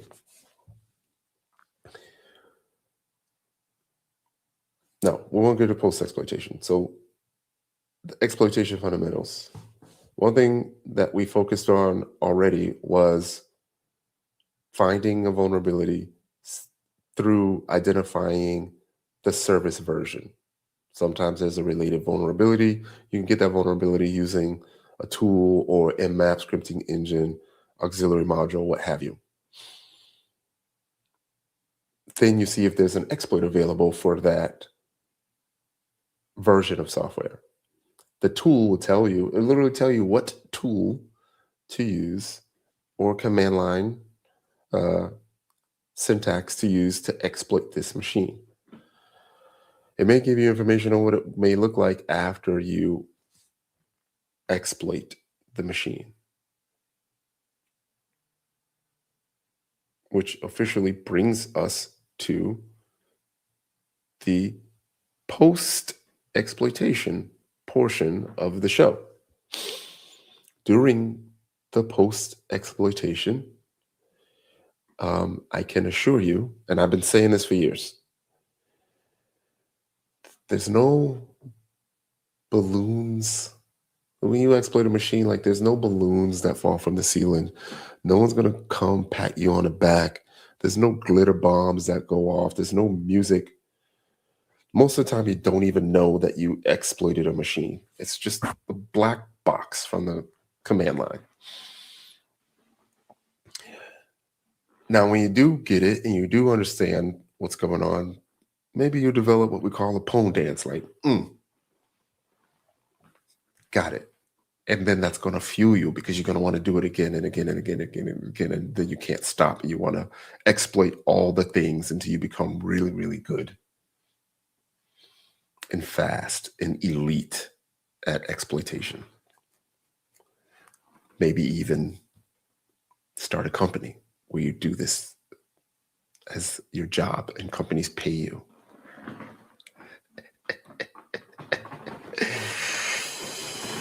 Oh, I'm having fun. I've been at it almost for 4 hours, so. But yeah, maybe you get really good at it. Maybe you go after some certifications like the OSCP. Maybe you stay at OffSec and you keep going. Maybe you get your EJPT, CEH Master, got that one. EJPT, got that one. OSCP, been at it for years. Don't have it. Do I want it? Yeah. Do I feel like I need to get it? Maybe not at this point. But am I in the proven grounds? Yes. Do I do a lot there? I could be better. Could be better. Do I watch IPSEC videos on YouTube? Yes. IPPSEC? Yes. That will be in the documentation as well. IPSEC, one of the best around. Try Hack Me, Hack the Box. There's a lot of different things that you can do. But remember when we first talked about being comfortable at the command line, starting at home, entering those commands that show you the operating system information, all those commands that I mentioned were on the fuzzy security privilege escalation page. There's also a Linux explanation one too. Remember how I said it's good to know those commands so you don't have to look at your notes. That's important because as part of the post-exploitation, oh, General Rudd is the new Dernza. Sorry about that. Yeah, you can go to conferences, Black Hat. Sorry about that. RSA is actually coming up soon, right? So as part of the exploitation, it's important that you understand that once you exploit a machine, you are now connected to this machine.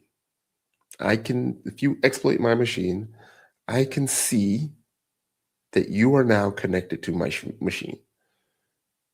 Maybe I captured it in Wireshark, but it becomes a new connection. So there's a couple things that you can do. You can create backdoors. You can upload software that's going to call back to me and allow me to reconnect whenever I want. Maybe it'll leave a port and service open so I can exploit the machine as part of the exploitation process. I upload some software and then remove the connection, because now that I know that I got this software to install successfully, I can connect when I want. Maybe I'll wait till you fall asleep so you aren't checking your connections. That's why it's good to power your machine off if you're not using it. But even prior to that, some of the things that we didn't talk about is the password guessing. Password guessing is active. It's not a passive action. Because if you're doing password guessing and you do successfully guess a password, it's going to create a connection. You technically have successfully exploited the machine.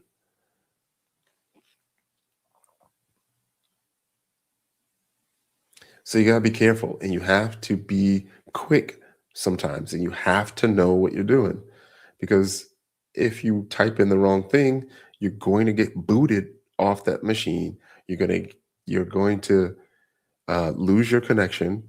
You're going to get tagged as a malicious attacker, and it's not going to be easy for you the next time. The sleep mode equal power off. You would need to look in your settings, because you can still have a network connection while you're in sleep mode. We want to remove the network connection. Yes, Andrea says, no, the 8140 certifications matrix replaced by 8570. Yes, 8140 is a set of certifications that focus on hands-on knowledge. Thanks for keeping these comments fresh. Also, when it comes to the post-exploitation or privilege escalation, when you exploit a machine, depending on how the exploit is created, for the most part, you become the user of the machine that you exploited. So if the user was just a normal user that was logged in while you exploited, then you now have the privileges of a normal user. If you exploited an admin while an admin was logged in, you are now an admin. So that's why they tell you, if you're an admin and you're not using the machine, log off. Log off. Or they have systems in place where you're only allowed to log in on one machine as an admin. Sometimes there's specific tokens that allow admins to do specific things, and then they get booted off and logged off automatically. So yeah, all of that stuff comes into play, especially when it comes to post-exploitation and privilege escalation. There are courses that you can take online that do nothing but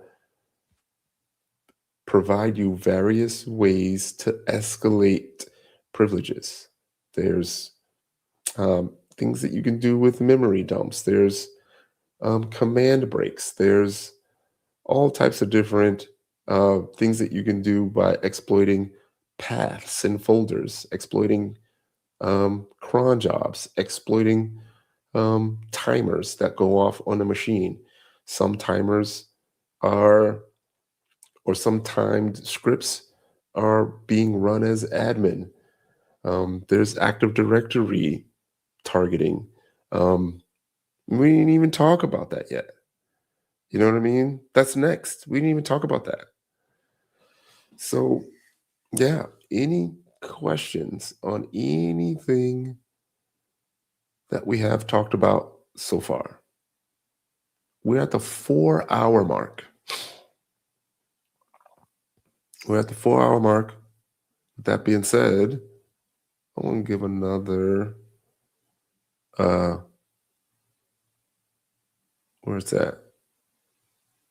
Boom. Breaking in. Use that coupon at our shop for 20% off of everything but the merch. Primarily, we just have the exam preps right now for over 20 something different certs. And this includes the bundles as well. Our exams are unlimited, and they're created to mimic the real world exams. So whatever the amount of questions will be and the amount of time allotted in the real exam will be the same for ours.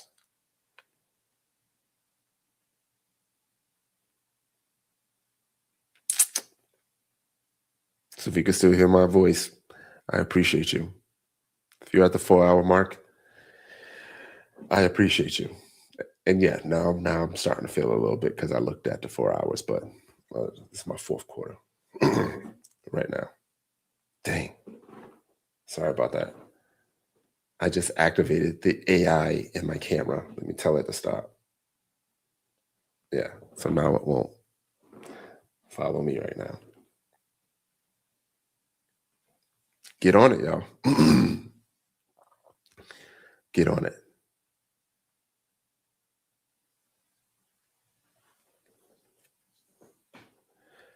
You know what? I think it's time that we took another break.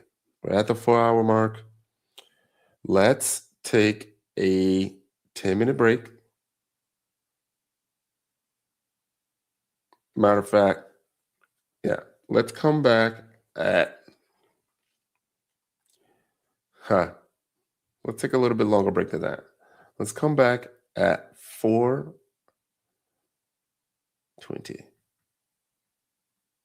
Oh.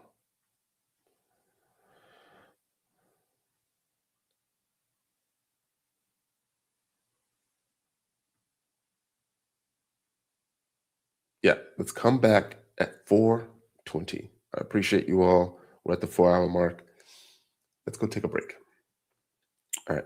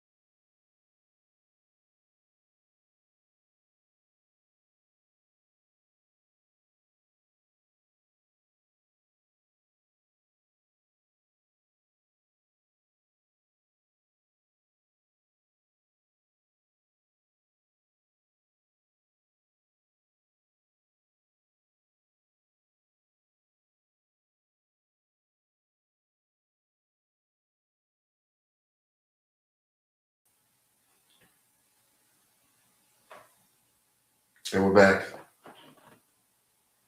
We're back. So, a couple things. No more demos. It's just all you and I, questions, comments. We're just going to talk it through till we get to the end. We don't necessarily have to go to 6 o'clock, but these topics, like I said earlier, they're gonna roll into each other, starting with the Active Directory. Some of you may already be familiar with Active Directory. We know the Windows environment encompasses a large portion of networks these days. And what I've done, we're good. Go and check out Alpha Cybersecurity and all the great things that they're doing when you get a chance. Definitely go and check them out. Davin, thank you so much for the support too, man. I really, really, really appreciate it.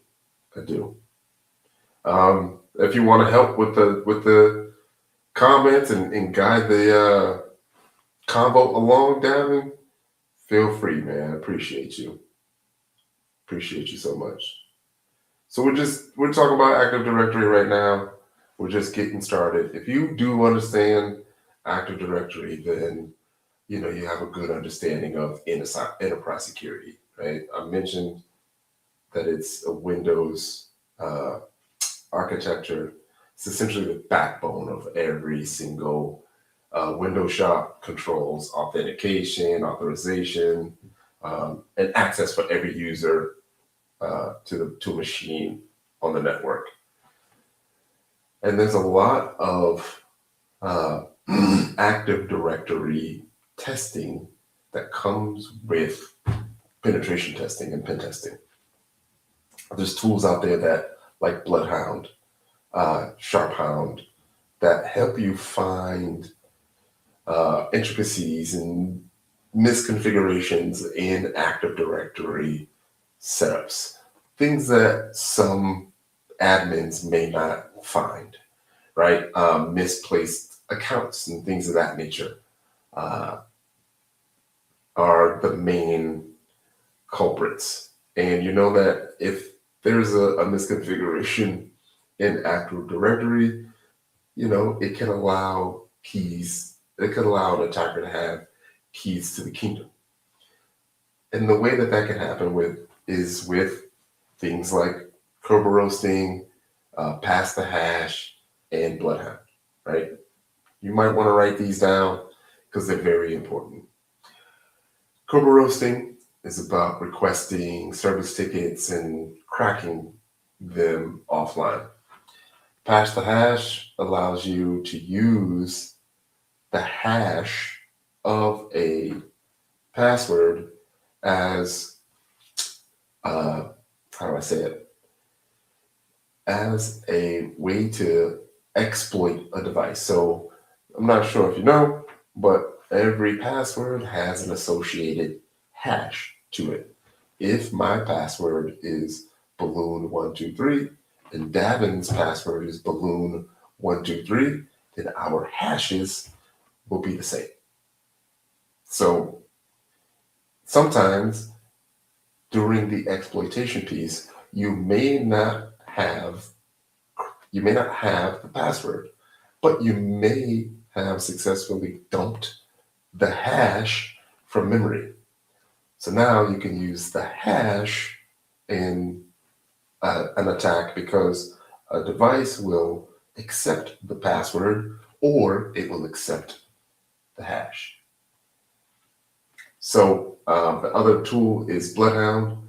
Bloodhound allows you to map attack paths in Active Directory, so you can see what those relationships look like from a visual perspective. On the defensive side of this, you wanna log everything. You wanna monitor those Kerberos tickets. You wanna check for lateral movement, and you wanna use tools to observe these actions that outside of business hours. So again, If you know AD, you know enterprise security. There are options out there to create Active Directory labs. If you saw earlier, I had an Active Directory lab set up in my environment. Davin's like a passive hash attack allows you to substitute the password hash as the actual password to authenticate to a domain. Yes. Once that happens, if you have ever dumped hashes from a domain controller, it's a bit. I won't get to it. We had a question for Curtis. How should a beginner specifically learn how to use Active Directory, or is there a prerequisite of knowledge one should have as a baseline? Yeah, I was getting there. There are tools out there that will give you direction on how to quickly spin up an Active Directory lab. I'll just say that. You might see courses about Active Directory attacks out there. You might see courses on how to set up an Active Directory environment. Really quick search. Matter of fact, we're going to have a AD setup meetup in the future too. I'm a big fan. So yeah, add it to your lab, add it to your resume. Curtis, you're definitely on the right track. Matter of fact, since I know you, since I know what you got in you, Curtis, I'll give you to the end of the month. Hit me up, let me know what you put together. Let me know what you put together. We might, if we don't have it in the Discord, we'll create a Active Directory channel in the Discord. That way we can all meet up on that. If we don't know the URL to the Discord, it's in the description. There's a lot of links in the description. Any questions, comments on Active Directory? See, quick, 10 minutes, right there. Active Directory. Another biggie right now is the SIEM and log analysis. Now, we normally, or in the past, have set up infrastructure for all of our students. If you've been to a SOC analyst prep workshop, then you would have an account on our Splunk server in the cloud. You'd also have access to our Security Onion server in the cloud. What is Splunk and Security Onion? What are those SIEMs or system, it's called System Information and Event Management tools? It's basically a server where a lot of components on your network send its information to. So instead of checking logs instead of going to your switch to check the logs at your switch, instead of going to your router, checking logs at the router, instead of going straight to the network intrusion system, checking your logs there, all of those logs can get sent to one place, your Splunk server. Your Splunk server gives you the ability to take all of that information, use its own query language, and allows you to search for different things. It allows you to create different dashboards. And it's very, very helpful for an analyst or a small shop to be able to see everything that's going on at once. That's what a SIEM is. Some SIEMs specialize on certain things. Just kind of depends on what you want the focus to be.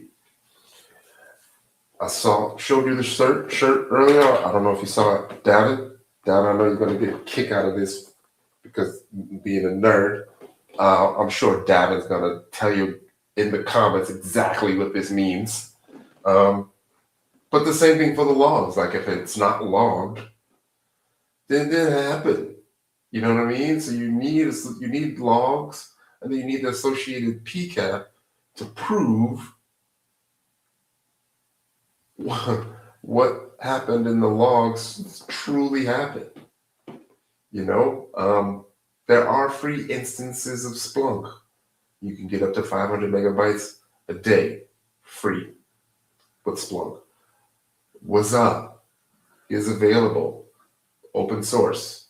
I would get that up and running. Like you literally have nothing to lose. If you want to teach yourself to be a SOC analyst, you can. I used to run the class where I would say, like, there's no excuse. There's no excuse because I've done the security onion presentation plenty of times because I wanted to answer the question, how do I get hands-on training if I don't have the job? This is how. Do that. Do the things. Log it. Right? Like if you were on the offensive side and you hacked into 10 machines, create the write-ups for how you hacked into those machines step by step. Write it up so you can hand it to someone, and then that person can read your directions and be able to replicate what you just did. Do you know what I mean?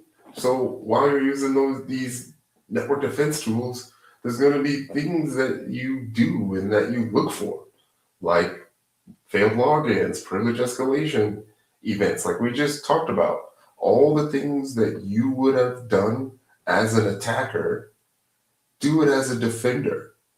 Matter of fact, you can literally watch yourself hack yourself and then perform incident response actions to where you're responding to yourself hacking yourself. Does this all make sense? Like you don't need anyone else. You don't need anyone else. So yeah, like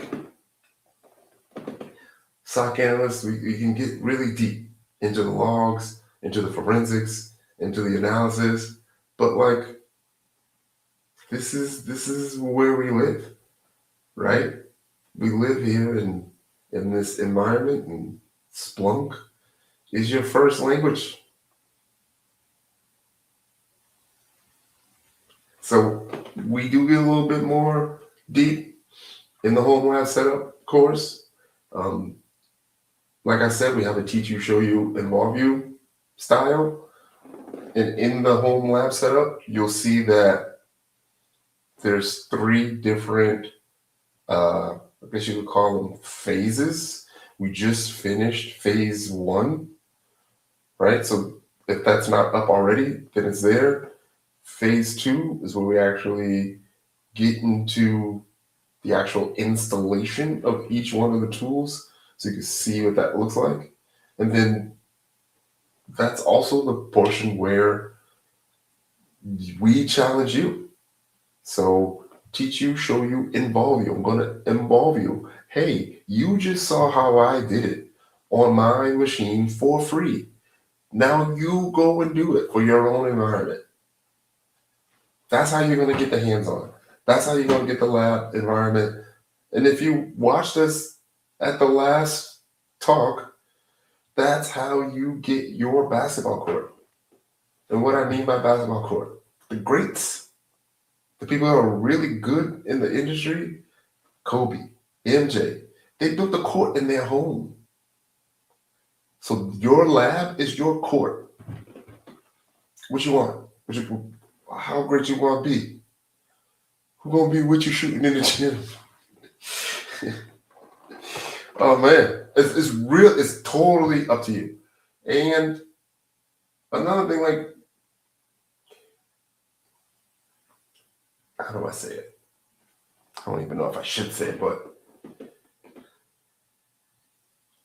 I'm creating something amazing for y'all.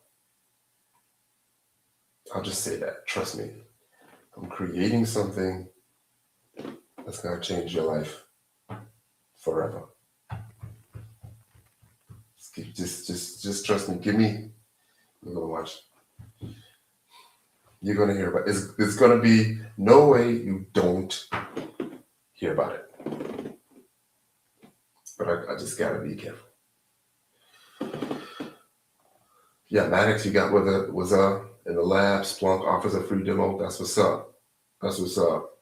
Davin, that's what's up. Tell everybody to do that. Everybody needs to know about SIMs and SIEMs. Like, imagine you go to the interview and you tell them that not only that you have this stuff set up, is that you do log analysis for fun. They're going to be like, ew, but I want you to work with me. You're hired, but ew, you're a nerd. Ew, Cyber Rev. Ew, Big Dog J. Y'all look at this stuff for fun at night in your free time? Yeah.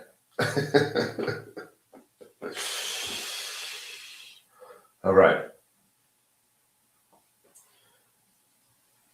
See? Quick and easy. Let's move on to the incident handling and response. One of my favorites, because this is where I started. This is where I spent the most time. This is where the Cover 6 Solutions YouTube channel kind of jumped off, because long time ago, we made a SOC Analyst Fundamentals YouTube video. Took off. I think it's at 45,000 views.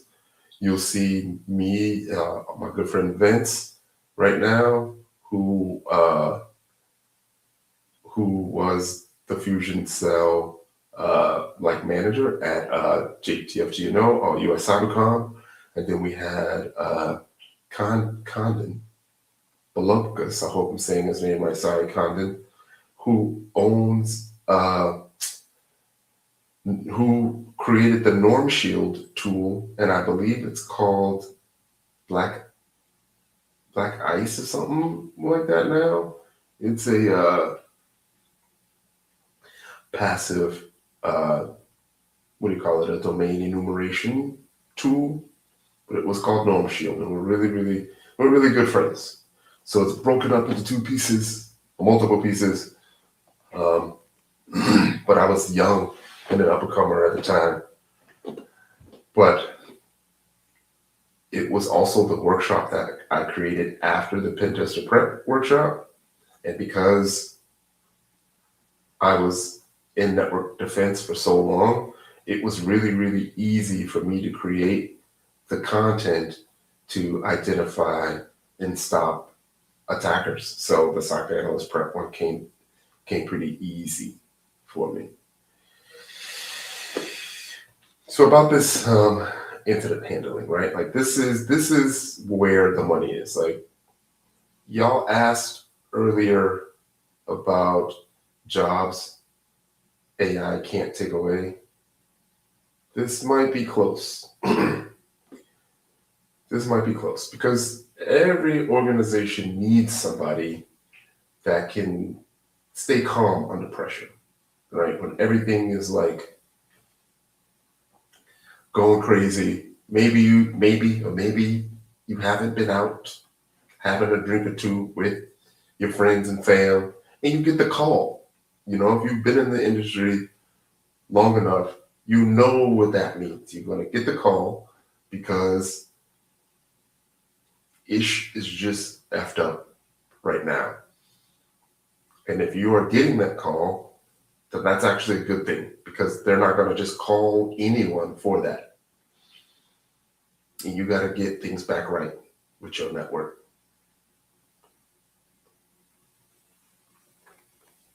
So if you're not, like practicing at home, if you're not using backups, if you're not looking at these tools, then you may never get that call. You may never get that call. There is a life cycle to incident response. This is the life cycle. You might want to memorize it. Preparation, identification, containment, eradication, recovery, and lessons learned. So at the beginning, first 15 minutes is the contain. You want to investigate and you want to start seeing what you can segment, seeing what you can disconnect, I guess, from the network. You also have things like a chain of custody and documentation with timestamps, like what have you touched, when you did it, what you found, because that might be evidence, like in a case, if whatever gets to court, and that is going to matter. It's going to be a big deal. It's going to be what makes the investigation official. You might even have tabletop exercises. I used to run the tabletop exercises. Basically, a tabletop is going through a scenario of something major that happened on the network. And a lot of people are involved. All of the different sections are involved. And the point is to learn from it. So if it ever was to happen in real life, you already have a playbook in place, which means everybody knows what they should be doing when it's time to run that play. Tabletop is the scrimmage. Tabletop is the practice. You want to get that done before an incident happens, because the worst time to figure out that you need to do this is after a real breach. How are we feeling? We are pushing. We are pushing. We got too much topics. Let's talk capture the flag right now. Capture the flag is like when you get to have some fun. Now you get to put all your skills to the test. They have many different types and variations of capture the flag. We used to do a fun one. We used to do a BHM CTF, a Black History Month CTF. And you can do it any way you want. You can build your own CTFs if you want. Like, build something to challenge your kids, challenge your friends, challenge your family. Or you can go to like TryHackMe. TryHackMe has a lot of CTF based challenges and rooms in there. Cover 6 has a bunch of rooms on TryHackMe, right? That's a really, really good place to start. It's beginner friendly. There's also Hack the Box, which is harder, but it's cool. Makes things more realistic. I mentioned IPSEC earlier on IPSEC's YouTube channel. He shows you how he exploited a lot of the Hack the Box machines. And he's got different playlists from easy, medium to hard. And I think there's even an insane playlist. And that's for Linux and the Windows machines. So take a look at that. There's also the Pico CTF. There's also like annual CTFs. I think SANS has one every year. I did one for the Diana Initiative. So for most of the conferences, most of the major conferences, there'll be a little CTF portion. And a lot of these CTFs you can do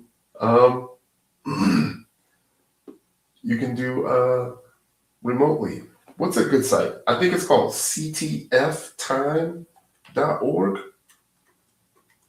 ctftime.org. Yeah, ctftime.org will let you know all of the different CTFs that are occurring in the world and the dates and times where you can join. Some of these CTFs will pay you. could earn prizes. We gave away a lot of prizes during the Diana Initiative CTF, like a crazy amount of stuff. So matter of fact, at B-Sides Nova, my squad, when I was at Hack Ed, won the whole thing. Shout out to them. So yeah, I mentioned the write-ups. If you do a CTF, if you end up breaking into a machine successfully, document that, right? Put that as part of your portfolio. You might need that. Might need that later.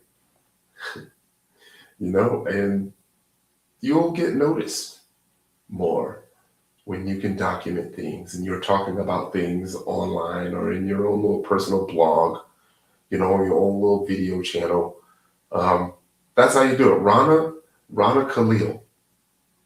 Haven't met her in person. I want to meet her in person. One of my favorite people. Rana Khalil has a web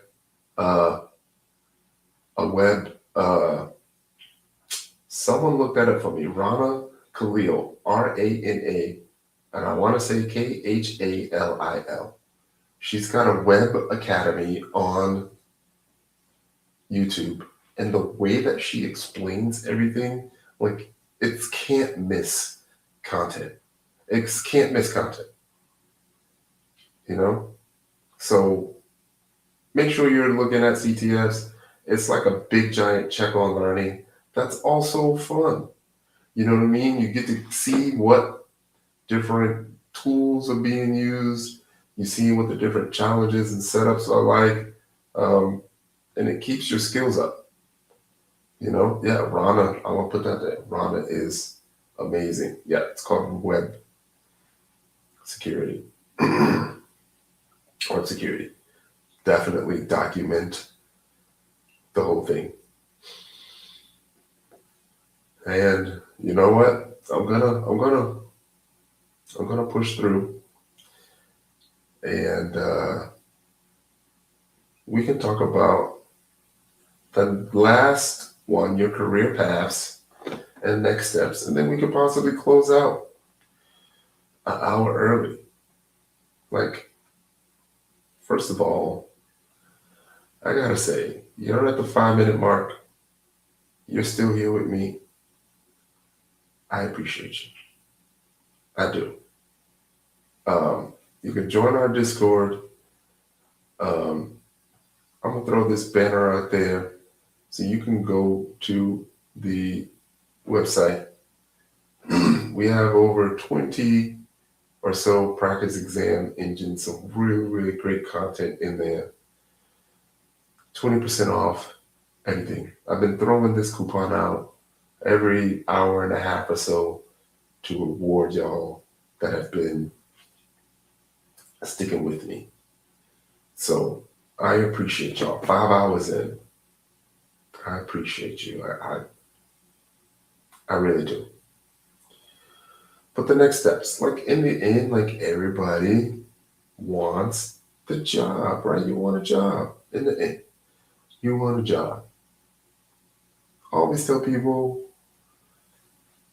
you can create your own job. And I know that's just not easy, right? I know this. Like, I'm year 13 into this Cover 6 thing. Like, it's not easy. I know that. But I always mention to people that cybersecurity may not be for you. And that's fine. That is, get this mic. I'm sorry. Cybersecurity may not be for you. Dang, I probably sound a lot better now, huh? Dang. Davin, can someone confirm that y'all was still able to hear me? This mic's really, really good. So hopefully y'all was able to hear me. So I gotta give props. There's all right. Another thing, Davin, if you could do me a huge favor, you might be able to find it on medium.com or something. But I wrote an article called "Identifying Your Dream Job." If someone can find it, just do like a Tyrone identifying your dream job. If someone can find it, can you post it in the chat? I always tell people that, and shout out to Tom. I want to say his name is Tom Fish. I had a conversation with him, and he talked about how to identify your dream job. And I bring this up because although we talk cybersecurity, I've been talking cybersecurity for 5 hours. It's okay if cybersecurity is not for you, and it may not be for you. However, what I do tell people is to ask yourself 3 things. What are you good at? What do you love to do? And what does the world need? You should find a combination of those 3 things and do that as your dream job. If you're good at it, it's going to come easy for you. If you love to do it, then the passion for what you're doing is going to shine through your work. And if the world needs it, then there will be demand for it, and it will never, ever go away. But the first 2 things are important. What are you good at and what do you love to do? It doesn't even matter. It doesn't even matter. Because there's niches for everybody out there. Right? If those 2 find something where those 3 things overlap, then you can do it. And there's different paths, right? So you have SOC analysts who look at logs and do triage and detection. And the certs for that would be what? Security Plus, CYSA Plus. Then, you have your penetration testers. Pen testing is, the opposite of what a SOC analyst would do. For the first, like the first few sections that I talked about, enumeration, identifying host port services, vulnerabilities, pen tester is going to do that as well. Right? You will get into ethical hacking and do reports. And for the pen testers, I think Security Plus is still a good cert to have. Then you do more offensive-minded certs. Eventually, you want to get to OffSec, the offensive security OSCP. That's like the gold standard. That's like you're officially a lawyer now. It's like the bar exam, to be a respected penetration tester, because the exam is no joke, right? But there's still EJPT, there's still PMPT, there's CEH master, right? There's other things that you can get into. You have your GRC analysts, which focus on compliance and NIST and CMMC and things like the CISA cert. I'm into GRC now as a virtual CISO. One thing that I've been, I don't want to say fighting against, it just wasn't really my thing, is the cloud. But that is important now, because it helps extend your security engineer chops, working on infrastructure that you can see and infrastructure that you can't see. And that comes with your knowledge of networking, and it comes with experience. Then you have your IR and forensics, where you're just, responding to breaches. And there's the GAC certs for that with SANS. They're expensive, but you can do it. We've been trying to help everyone get to those points. Been trying to ensure that you have a great foundation where you don't have to spend the money.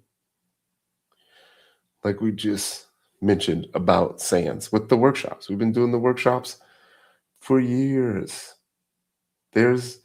We just counted 784 students that I personally trained in the workshops, and some of them have come to multiple workshops. So yeah, we're bringing them back.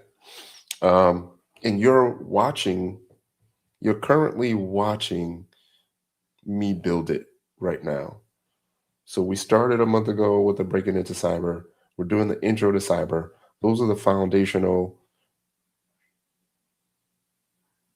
teach you portions of the show. I said I have a teach you, show you, involve you style. Showed you some things. When we move on to the home lab setup, I'm going to show you a little bit more. Then the involve you is the workshops. So I always say, I always try to make everything affordable for everyone. I mentioned that I've been in this for a long time. I've been doing the talks and stuff for over 14 years now, since January 2012 when we had our first meetup. I'm still at it. I want you all to prosper. So as I mentioned earlier, treat it like a 401k. Don't stop learning. Invest a little bit every day. It's going to snowball. You let it compound, and eventually you will be unstoppable. We got the home lab set up next. We got some workshops coming up next, and I'll save some time for some questions. Script Kitty, you asking me what country I'm from? I know I do have an accent. Kind of not my fault. We grew up in the South, the Marathon, Florida, moved to Massachusetts, Revere, where they park the car in Harvard Yard. That's how all my friends talked. Then I joined the military, but we would always go back and forth from up north to down south every summer. Joined the military. My best friends was Puerto Rican. They stayed with me. I told them not to speak English in the house so I can learn how to speak Spanish. His girlfriend was Korean. I told his girlfriend not to speak English in the house, so she was teaching me Korean. Kanadara mapasa ajajaka tabaha. You might have heard me sing some Korean songs on national TV. But I was really good at it. I was really good at Spanish and Korean. I'm a hoarder of useless knowledge. So I even know sign language. I know binary. I guess I'm a little nerd, but it's cool. But yeah, from the bottom of my heart, I appreciate y'all for sticking with me for 5 hours. I really do. For all the folks that are still here, one last time, where in the world are you tuning in from? Where in the world are you tuning in from? While you're doing that, I'll leave some places where you can find us. Right here is on the Discord channel. Definitely come and check us out. The courses tab is where you can find the breaking into cyber and the intro to cyber content. It's also on the bottom of our website. The meetup.com cover6/community. We're on there if you want to follow our meetups. You can follow us on Meetup or on the YouTube channel. We're doing in-person meetups again, with the next one being this coming Wednesday. So that is going to be fun. We have the newsletter, the 6th, that comes out every Monday. It's a lot of good stuff in there. And then one last time, the coupon for y'all. The coupon. Jacksonville. We got Jacksonville. We got Georgia. Currently working on the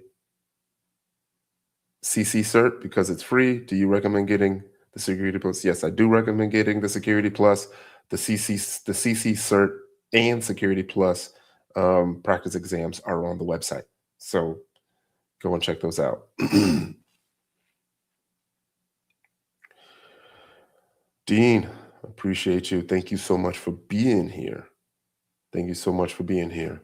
We're going to chop the video up, make sure we have the timestamps in the description.